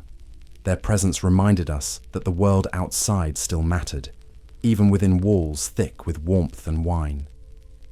Each town had its rules, some scrawled on wooden boards near the gate, others passed from elder to apprentice. Curfew bells rang at dusk, marking the hour when lamps must dim and shutters close. Those found wandering after were stopped, questioned, sometimes fined. The tavern was allowed to stay open longer, sometimes by law, sometimes by leniency, sometimes by silver slipped into the right palm. But even then, doors were watched and names were remembered. Constables did not enter for drink. They came for order. I've seen them lift men from benches who had sworn too loudly, fought too wildly, or insulted someone best left unmentioned. Some left peacefully, shame on their heels. Others resisted and were dragged into the night, their cries swallowed by cold wind. A tavern could turn from sanctuary to snare in a blink, depending on who watched and why. The line between safety and scrutiny was thin. There were punishments fit for tavern sins. A man too drunk to stand might be tied to a post until dawn. A slate hung around his neck, bearing his offence. In Paris, I saw one forced to wear a broken ale cup as a collar, marching through the market with the watchman behind him. It wasn't pain that marked these penalties. It was humiliation. Reputation, once cracked, took longer to mend than bone, and the laughter that followed could echo for years. The church played its part, summoning those deemed too frequent in their revelry to answer before the ecclesiastical courts. Public penance was common, a barefoot walk to the cathedral, candles in hand, repentance heavy in each step. Some wept, others smirked, but all felt the weight of being named. Even in places of joy, the shadow of judgment remained. Ale did not wash away the soul's stain, at least not in the eyes of the clergy. Festivals complicated everything. On saints' days, the rules bent like saplings in storm. Curfews were lifted, and songs rose higher. The watchman turned half blind, the constables half deaf. But this was understood, not granted. A taverner who pushed too far still faced the law when the bells fell silent. And so, in those moments of freedom, there was still a quiet caution, a sense that joy, unrestrained, might cost more than it gave. Bribes were whispered of, but rarely seen. A free meal, a filled mug, a promise of quiet next week, these smoothed more tensions than coin. Law was a living thing in the tavern, shaped not only by decree, but by relationship. The keeper who greeted the watch by name, who helped lift the fallen, who kept the peace before fists flew. He rarely saw his door darkened. Respect kept more order than threat ever could. Looking back, I see the balance that was struck. Delicate, but enduring. The tavern was not above the law, nor beneath it. It sat beside it, like an old friend who knew the rules, but also knew when to look away. And in that space, carved between duty and desire, the night found its rhythm. A rhythm the law could tap to, so long as the beat stayed steady. There was no shortage of sermons against the tavern. From high pulpits and low chancels, the voices of the righteous rang out, warning that behind the laughter and ale lurked sin's slippery slope. They spoke of gluttony, lust, sloth, each vice poured into a cup and swallowed willingly. I recall a friar in Rouen who stood outside a tavern 3 nights running, reciting the Beatitudes until his throat cracked. The patrons mostly ignored him, but one old woman left a crust of bread on the step, perhaps as penance, perhaps as pity. Preachers like Bernard of Clairvaux warned pilgrims to avoid such houses on their journey, claiming they were snares laid by the devil himself. To rest in a tavern, he said, was to gamble with one's soul. But rest we did, and often. For the roads were long, and the church offered prayer, not warmth. Ale gave courage where Latin gave none. And not all clerics were without contradiction. More than once I shared a bench with a priest in plain cloak, his collar tucked away, his cup half full. Ecclesiastical courts took their aim through fines and public penance. A man seen drunk too often might find himself summoned, his name etched into the church roll alongside thieves and fornicators. Punishment was rarely harsh, but always humiliating. A procession, barefoot through the square, a donation demanded, a week without the sacrament. Worse still was the whispered shame, the gossip that followed like smoke in your cloak. Redemption was offered, but never quietly. Lent brought the fiercest scrutiny. During those solemn weeks, the sale of ale and meat was to be curbed. Some taverns shuttered their doors, others served only fish and thin pottage, their rooms hushed like monasteries. But many found ways around the rules. I once knew a taverner who kept 2 ledgers, one for the eyes of the bishop, the other for truth. He survived 3 inspections and still smiled when he passed the friar on the street. Faith, he said, must be tempered with firewood and flour. Not all condemnation came from the pulpit. Pious neighbours would snub those they saw stumbling home late or heard laughing too loud after vespers. A woman who served ale might be judged more harshly than one who begged in the market. Morality was often measured by what others believed they saw. And in that gaze, many found themselves weighed and found wanting, whether guilty or not. Reputation could be undone by nothing more than a door left open too long. Still, there was hypocrisy, plain to those with eyes. Monasteries ran their own guest houses, many of which sold wine to travellers at a price no poor tavern could match. Abbey vineyards flourished, while common brewers faced scrutiny. I drank once in a priory's cellar, beneath frescoes of saints, the air sweet with incense and drink. When I asked about the contradiction, the monk laughed softly and said, "God blesses different hands with different tasks." I could not argue, but I remembered. Despite the warnings, men continued to gather. Faith and fire were not enemies, only neighbours with little in common. Some prayed in the morning and drank by night, trusting God would understand the weight of a plough more than the sound of a bell. And perhaps he did. The tavern was not a church, but it was no den of wolves either. It held sorrow and joy, struggle and relief. It was simply human. Now, in this quiet hour beneath the stars, I think of those who judged and those who simply lived.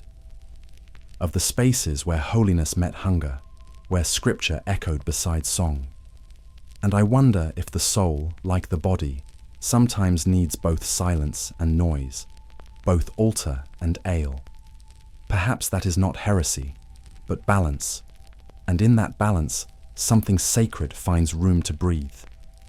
Before ink met parchment in town halls or proclamations rang from balconies, news passed hand to hand across ale-soaked tables.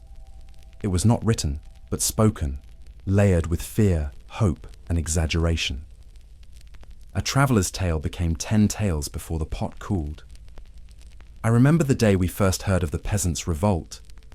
No one carried a banner, only a whisper.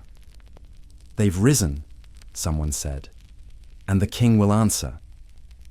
By nightfall, half the tavern had picked sides in a rebellion none had seen. Heralds brought official word, their scrolls sealed and their cloaks stiff with dust. They stood in doorways, voices loud, demanding silence that rarely lasted.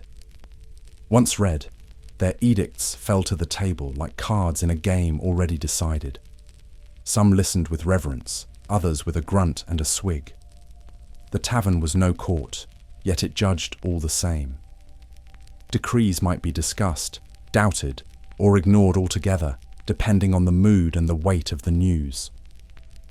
Woodblock prints appeared in later years, rough drawings nailed to walls, simple lines telling stories of plague, war, or miracle. Not all could read, but many could guess. A soldier with one arm and a banner behind him meant battle. A skull with wings meant death had moved nearby. We stood before them, brows furrowed, guessing what the image begged us to know. The taverner sometimes read them aloud, or made them up entirely, if truth was dull that week. Rumours thrived better than grain in the tavern's warmth. Some arrived with traders, others with minstrels, a few born right there beside the fire. I once heard 3 versions of the same noble's death before the hour turned. Each tale more grand, more tragic, more worthy of a song.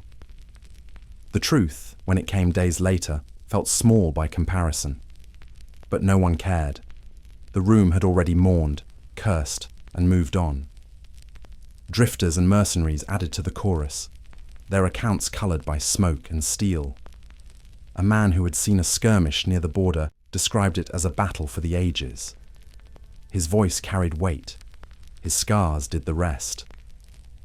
We believed because we wanted to, because belief filled the space that fear and silence left behind. The tavern did not demand fact, only feeling, and feeling spread like fire on dry wood. Debate was sport in its own right. A butcher and a scribe once argued over a new tax so fiercely the table cracked beneath their fists. Neither had seen the law, but both knew its meaning. To drink in such a place was to listen, learn, and sometimes lie. Truth was never a still pond. It rippled, shifted, and sometimes disappeared entirely. Yet even that had value.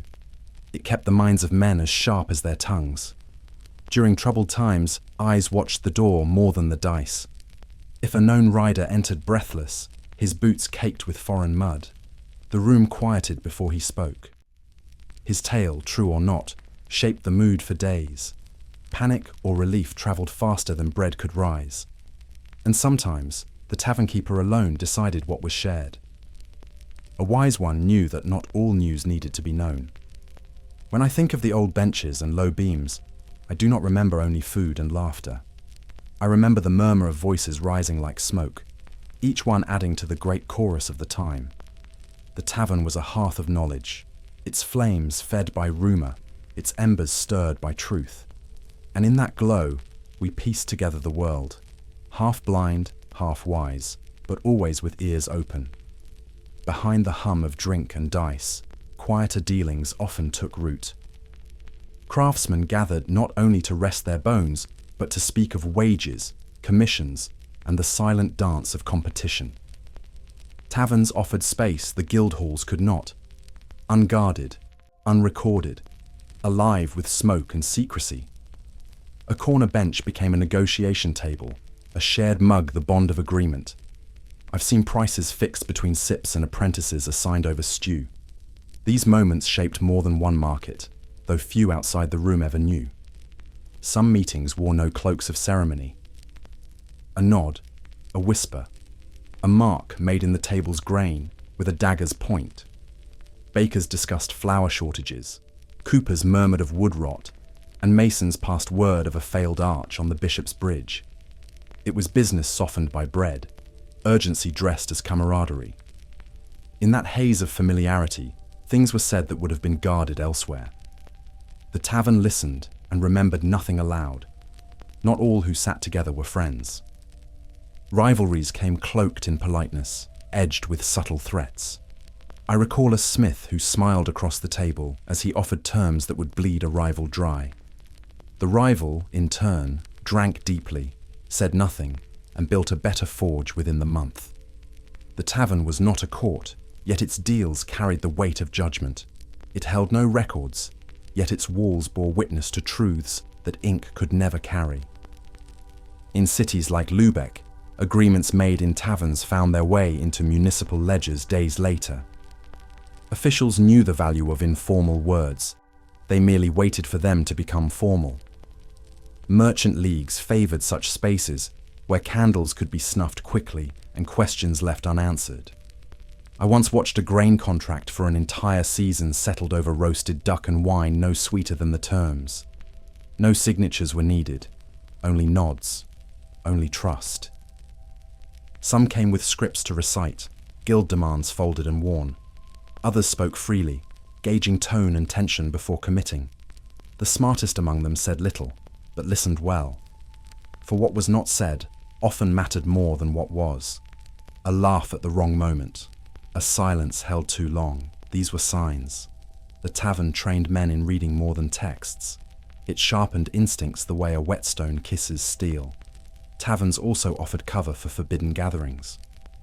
A group of journeymen, barred from formal vote, could meet after hours and plan their petition.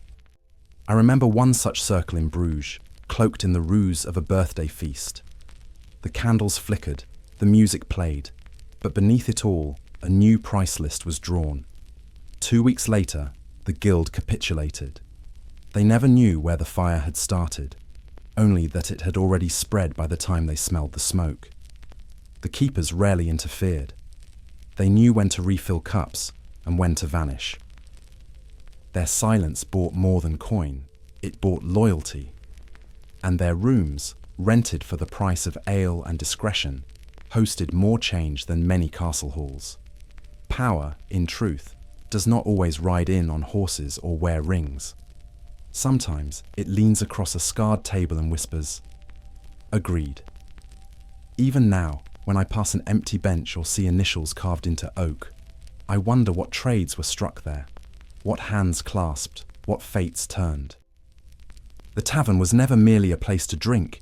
It was a forge of quiet revolutions, shaped by voices that carried no title, only intent. And in its hidden corners, the world was made. One deal, one nod, one shared secret at a time.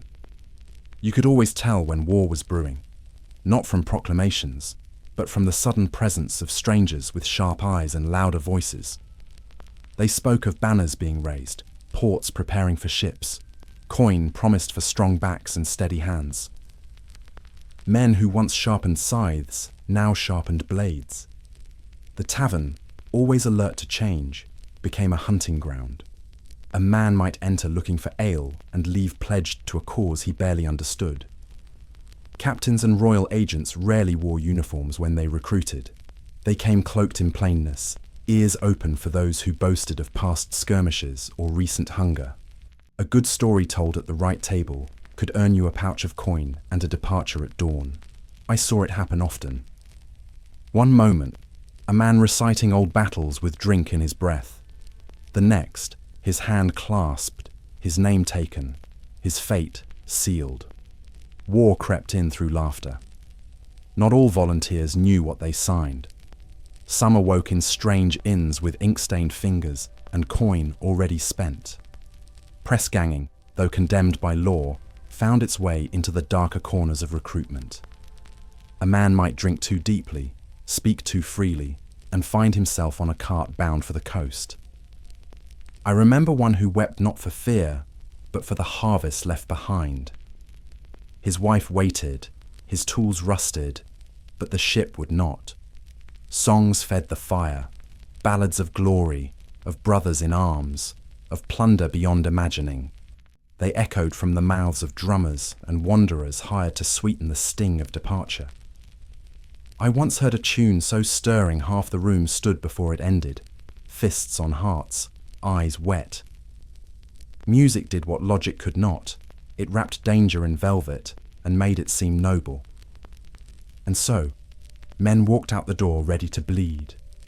The promise of coin tempted even the cautious. 10 groats for a fortnight, they'd say, plus spoils. Spoils rarely came, and the groats often vanished beneath deductions. Still, for the desperate, it was something. A roof, a purpose, an escape.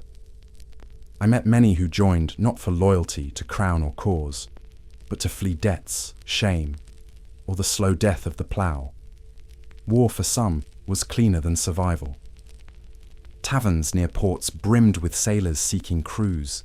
They spoke of storms, foreign harbours, mermaids and monsters, half in jest, half in memory.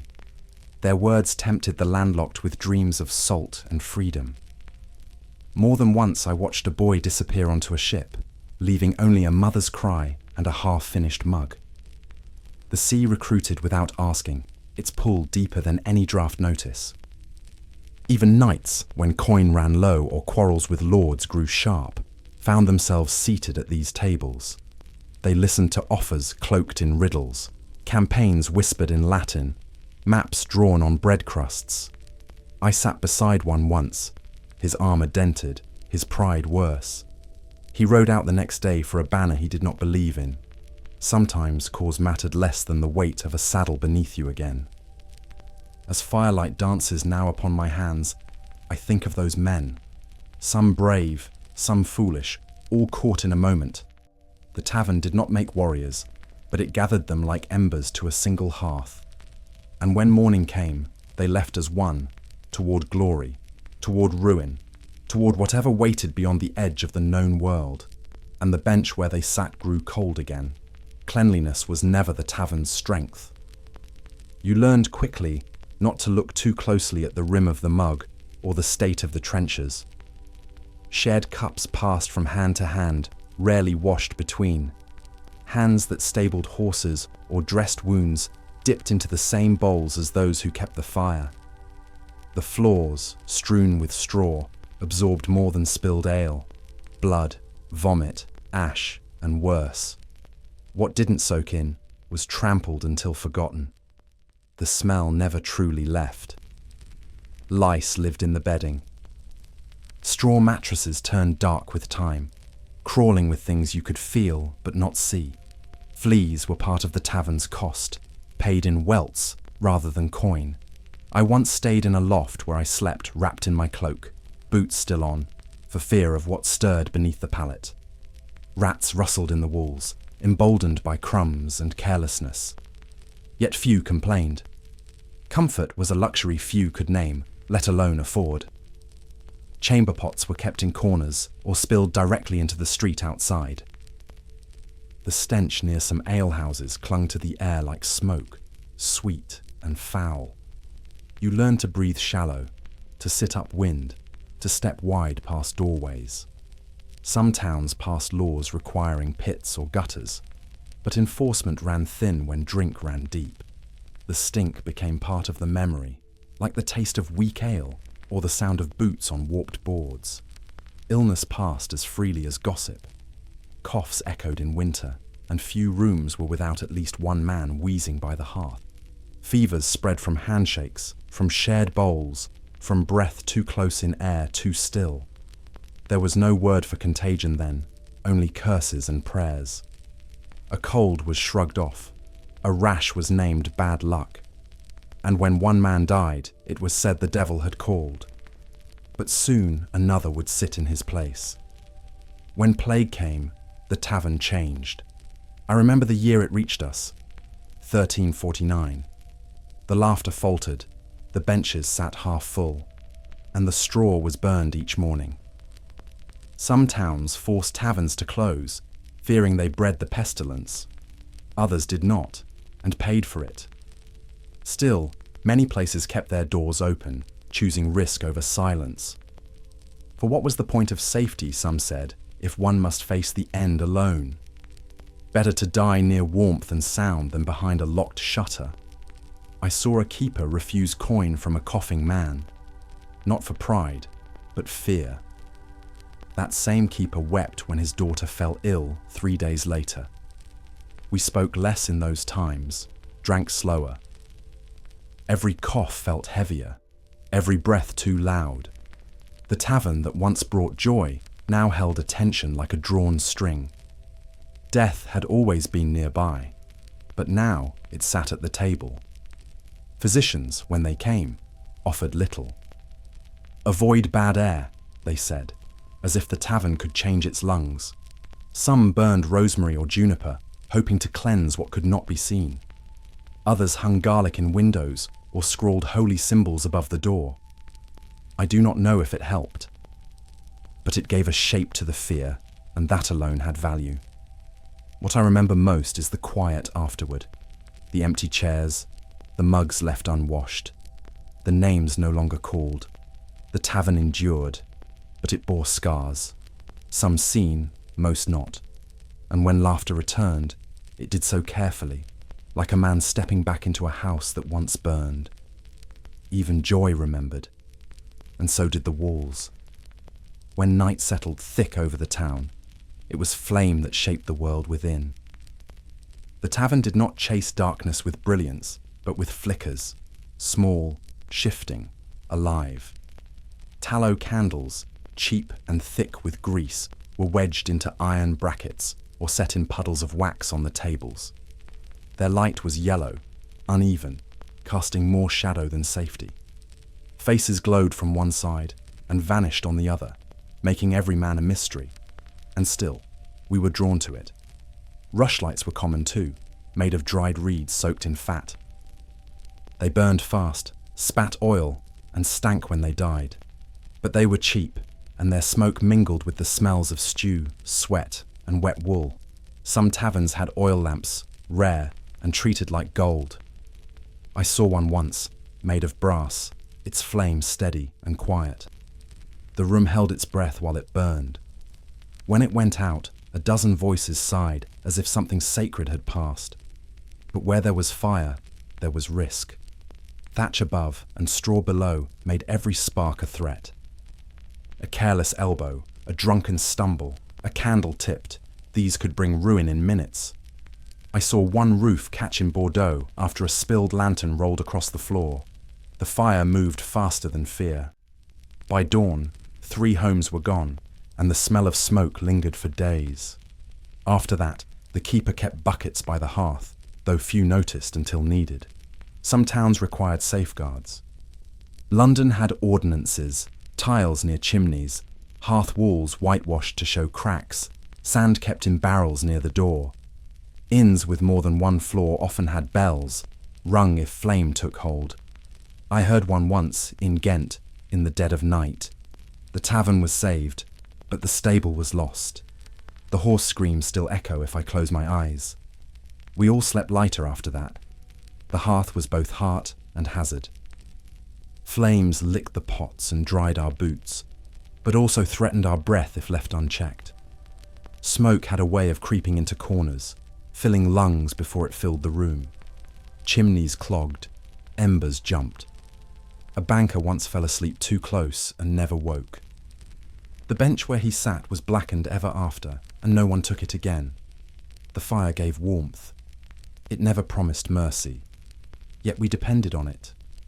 The glow of flame made faces kind, turned fear into comfort, and stitched the room together with gold thread. Stories sounded better beside it, and songs rose higher when shadows danced on the beams. Even silence held meaning near the light. There were nights we said nothing, only watched the candle shrink, and wondered what would come with the dark.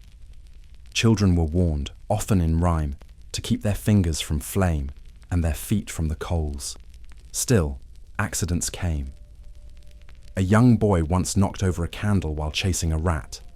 The blaze was caught quickly, but the lesson lingered longer than his bruises. After that, a lantern hung higher, and he learned to sit still, wide-eyed at the edge of the light, as tails curled into the air like smoke. These flames, fragile and fierce, were not only tools, they were presence. They marked the hours, lit the truths and the lies, revealed joy and fed ruin. And as I sit now beside my own fire, small and steady, I see those tavern nights flicker once more across memory's wall. Light, ever flickering, ever fleeting, yet always enough to hold the dark at bay. You could smell the tavern before you saw its sign. The scent drifted down alleys and wrapped around corners, thick with wood smoke, fermented grain, and the unmistakable tang of unwashed humanity. It wasn't foul exactly, but layered. The longer you breathed it, the more you noticed. A hint of rosemary from the hearth, the vinegar of spilled ale, wet wool drying by the fire, and beneath it all, the earthy musk of animals penned just outside. It was not pleasant, but it was real. Each region brought its own blend to the air. In the south, taverns often carried the perfume of garlic sizzling in oil, mixed with saffron or bay leaves stirred into pottage. In the north, the scent of smoked meats and strong cheese clung to walls like memory. A French inn near Tours burned thyme in their fireplace to sweeten the room. In Lubeck, it was juniper. These weren't just customs. They were defenses against what lingered in close quarters too long. The stableyard made its contribution. Horses, mules, and carts shared the back walls with piles of straw and leather tack. You could always tell how busy the tavern was by the smell of dung near the entrance. Rain made it worse, lifting odours into the breeze, mixing them with the sourness of soaked boots and damp cloaks. Still, for travellers, that scent was oddly welcome. It meant shelter was near, and warmth not far behind. Inside, the senses clashed, but never quieted. Your tongue picked up the sweetness of mead one moment, and the bitterness of spoiled ale the next. Your fingers stuck to tables sticky with spills, or brushed past knife-carved names in the wood. The air carried not just scent, but sound, the hiss of hot iron, the creak of old boards, the hum of voices rising and falling like tide water. Every breath you took carried something new, or something very old. Spices, when used, came sparingly, but left their mark. Cloves added to wine before feast days, cinnamon dusted into stew on rare evenings of celebration. I recall a taverner who kept dried orange peels by the hearth, tossing one in when coin came easy. The scent turned heads, started stories. For a moment, the room felt rich, not from wealth, but from care. Even the poorest rooms could smell like a prince's hall with the right ember. Cleaning was done with vinegar or ash, if done at all. Some tried herbs tucked into rushes, lavender, mint, wormwood. Others relied on open windows and prayers to the wind. But mostly, we lived with the air as it was, alive, pungent, honest. I knew a place where onions hung from the rafters not for cooking, but to chase away sickness. Whether it worked, I can't say. But the room always felt sharper somehow, like breathing in memory itself. No scent was ever alone. Everything mingled, grease with firewood, leather with sweat, blood with bread. And though the church warned of bodily indulgence, even the scent of stew could move a man to tears. Hunger had many faces. The nose remembered them all. A familiar spice could bring back a mother's kitchen. A waft of smoke might recall a battle's campfire. Every corner of the tavern told a story through the air alone. Now, as I sit in cleaner air, with the stars cool and silent above, I find I miss that weight. The living breath of a place too full, too loud, too warm. It was not pleasant, but it was presence. And when I catch a trace of garlic in the breeze, or hear wood hiss in a fire, I remember. The tavern, more than anything, smelled like life. And life, for all its harshness, never passed unnoticed. She moved through the crowd like a current beneath the tide, quiet, strong, and always watching. The serving girl knew every face, every empty mug, every man who'd grown too bold. Her tray balanced with ease, her eyes sharper than any dagger on a belt. Men often mistook her smile for softness. They learned otherwise when their coin ran short or their hands strayed. Her wit cut quicker than steel, and her voice could still a room louder than the landlord's bell. Taverns had many rulers, but none more constant than the woman behind the bar. Some were wives of keepers, others daughters, widows, or simply born into the trade. They tracked tabs in their heads, settled fights with stares, and kept the cook from watering the stew. I once met a woman in Bruges who ran 3 taverns and 4 sons with equal discipline. No man questioned her word, not twice. Her ledger was cleaner than the church's, and far more feared. Young maids often served first, learning the rhythm of the room. They moved between drunks and dice throwers, balancing requests and refusals with practiced calm. A spilled jug was forgiven, a scowl was not. Some wore aprons, others shawls, but all had hands quick enough to dodge pinches and spillings alike. They learned fast who to smile at and who to avoid. The clever ones left with tips enough to buy their own bread, and sometimes their own place. There was danger in the work, not just spilled ale or broken glass, but the eyes that lingered too long, the hands that followed too closely. Many kept knives in their belts or sharp words behind their teeth. The good taverns protected them. An older brother at the door, a heavy stick behind the bar. The bad ones let trouble breed. I saw a man thrown into the street once for grabbing at a girl's braid. He landed hard. The crowd clapped. Some women chose the work for freedom. In a world that caged them early, the tavern gave coin, company, and power. They could speak, argue, laugh loud, and be heard. One girl I knew bought her mother a cottage with tips alone. She never married. "Why would I?" she asked once, pouring me a cup. "I already feed half the village and don't have to share my bed with snores." Her grin was all fire. She owned herself. Keepers, too, had their burdens. They rose before light, stirred embers, tallied barrels, and patched leaking roofs. They kept peace with a word or a look and knew when to call the watch or handle things quiet. Some had hearts full of song, others full of sorrow. All had hands hardened by work and backs bent by years of standing. But their gaze never missed a thing. A dropped coin, a lied tale, a stranger too still. They saw it all. In some towns, these women were legends. Tales were told of a widow in York who outdrank knights, or a mother in Florence who once stopped a brawl with nothing but a raised eyebrow. Their presence was part of the room, like the smoke or the sound of boots. They weren't just servers or hosts. They were anchor and storm, flame and hearth, justice without armor.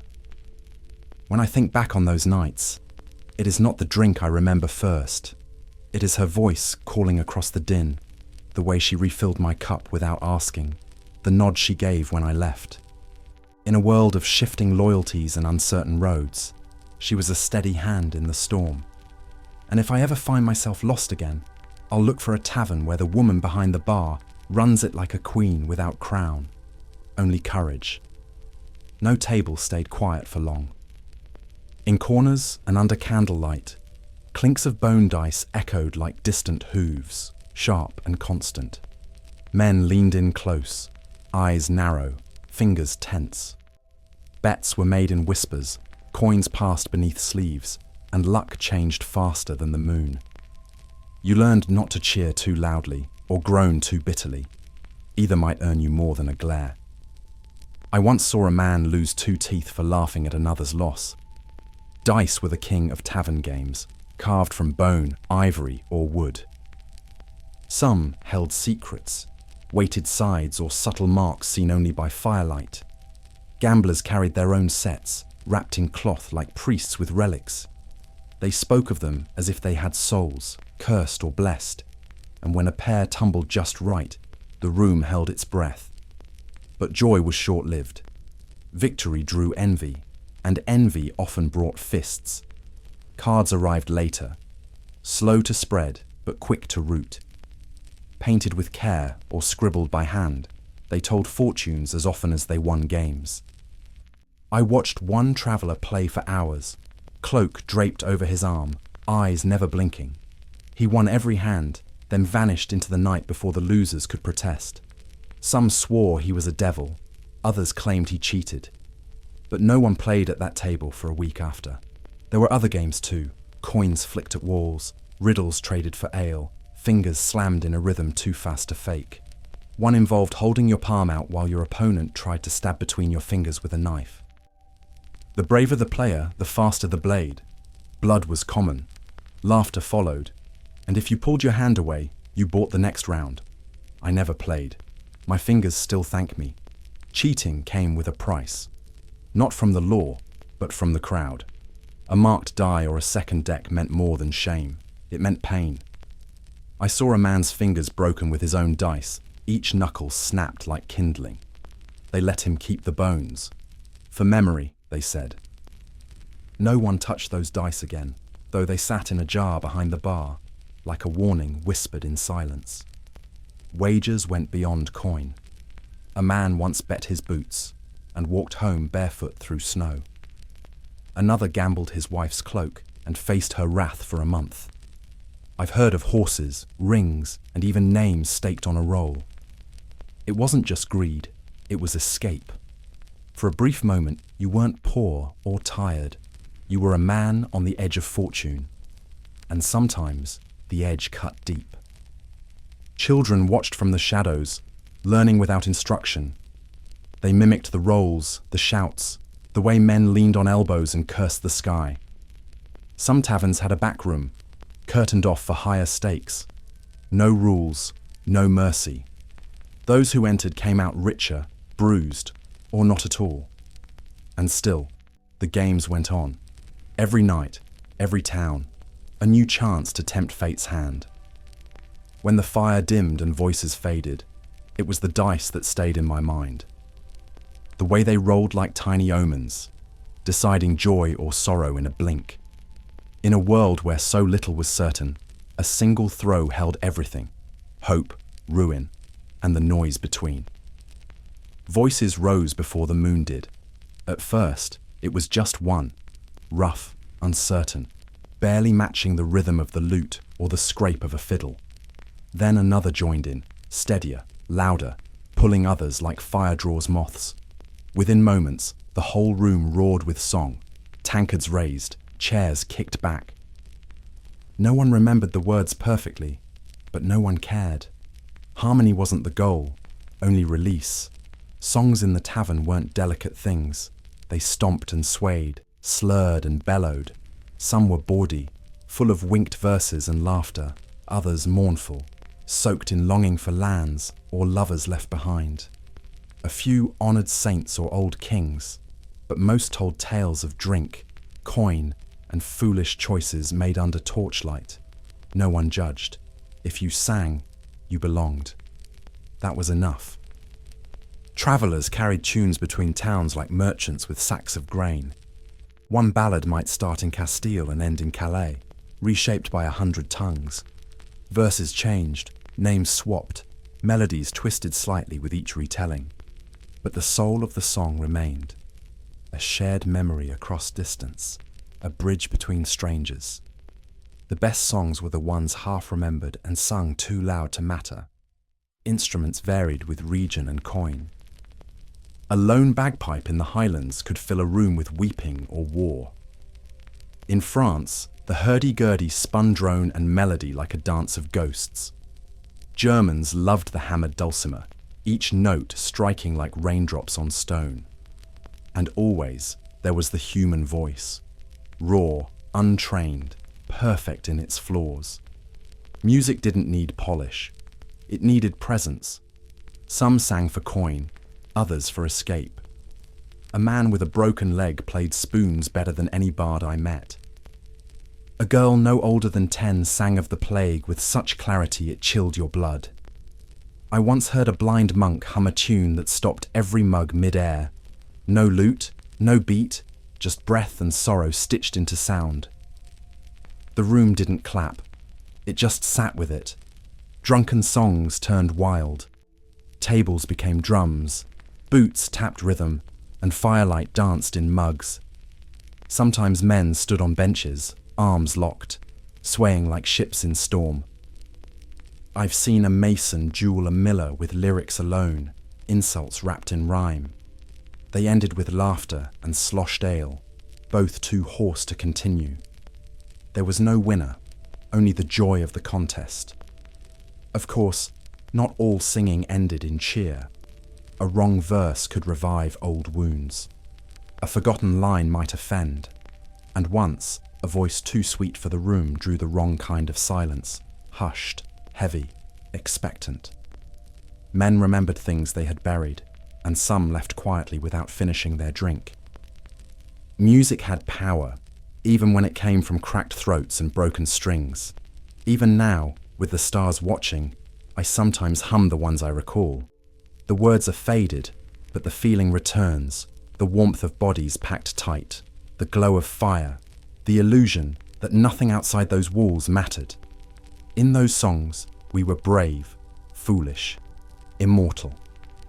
And for a few verses, that was all we needed. The sound was never soft. A fist against the door, heavy and deliberate, silencing the room before the echo faded. Laughter cut short, dice frozen mid-air, mugs lowered with care. Even the drunkest men understood what it meant. The city watch didn't arrive for a drink or a song. They came for answers, for fugitives, or simply to remind the place who held the law. Most taverns walked a careful line. Too loud, and the neighbors complained. Too quiet, and something worse might be hiding. The keeper kept the peace, but the watch enforced order when lines were crossed. If a brawl turned bloody or a purse went missing, the knock came quickly. Faces turned away, names were forgotten, and no one claimed to have seen a thing. Eyes on the floor, mouth shut. They didn't wear shining armor or grand cloaks. Their presence was in their posture, back straight, jaws set, eyes that scanned every soul in the room. Some had torches, others clubs. A few came with chains dangling from their belts, each link promising silence. They asked questions like they already knew the answers. And sometimes they did. Bribes helped, of course. A few coins under the table could make a problem vanish if the problem wasn't too big. Tavern keepers kept a stash for such moments, just enough to smooth things over, not enough to insult. But if the watch was feeling bold or bored, no coin could turn them away. They searched bags, lifted cloaks, dragged men by the collar into the night mist. Once, I saw them come for a bard, claimed he'd sung something treasonous in another town. He didn't deny it, just kept humming as they took him. The music stayed in the air after he left, soft and defiant. No one sang that tune again, not out of fear, but out of respect. There are some melodies better left to memory than to risk another knock. Children learned young to vanish at the sound. They ducked behind barrels, into kitchens, or out the back where shadows offered mercy. Serving girls walked straighter, laughed quieter. The room felt smaller with the watch inside. The hearth's warmth turned uneasy, as if the fire too feared the bootsteps on stone. When they left, no one cheered, only exhaled. Sometimes they lingered, not for trouble, but for drink. A free mug, a nod from the keeper, and they'd settle by the fire, eyes never softening. It was hard to say what was worse, when they stayed or when they didn't. At least with them present, no one dared lift a knife or raise a voice. But it turned the night cold, even with the hearth roaring. I've heard many sounds in my years, blades drawn, hearts breaking, coins clinking, but nothing chilled me like that first knock on wood. It reminded every soul inside that freedom was a brief thing, earned moment to moment, and easily taken.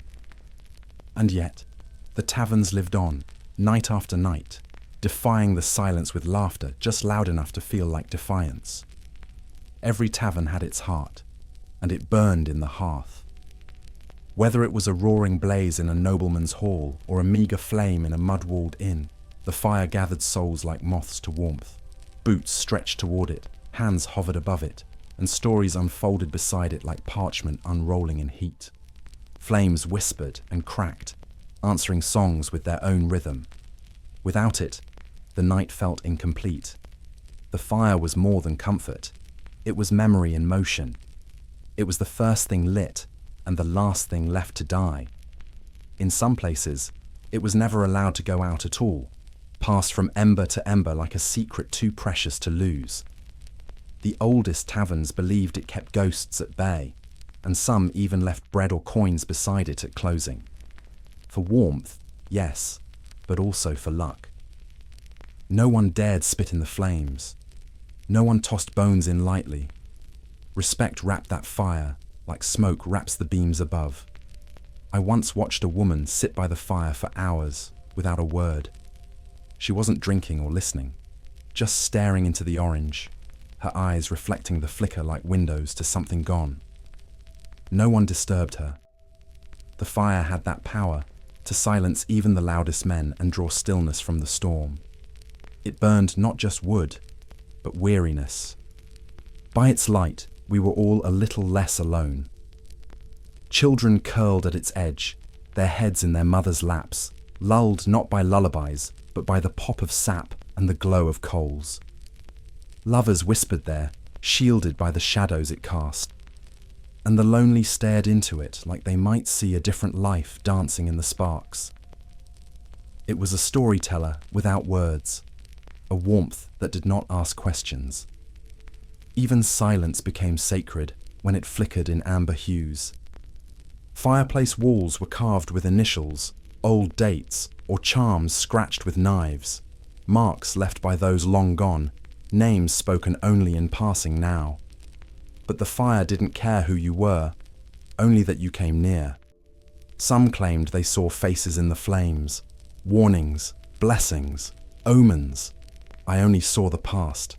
I saw nights I thought I'd forgotten come alive again in the embers. Sometimes a log collapsed just right, and sparks would leap out like startled birds. The drunk would cheer, the cautious would curse, and the keeper would stomp the floor and mutter about the devil's breath. It was all part of the rhythm, part of the charm. You never controlled the fire. You danced with it, hoped it didn't burn, and thanked it when it stayed kind. One winter, the hearth failed. Chimney clogged, no draught. Smoke poured into the room.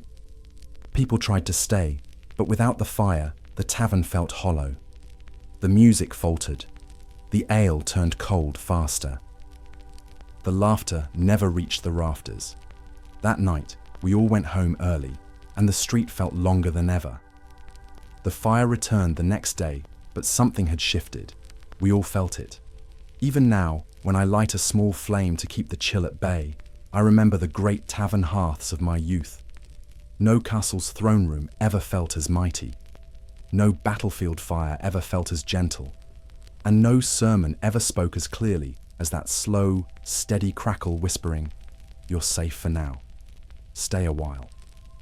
Let the night wait."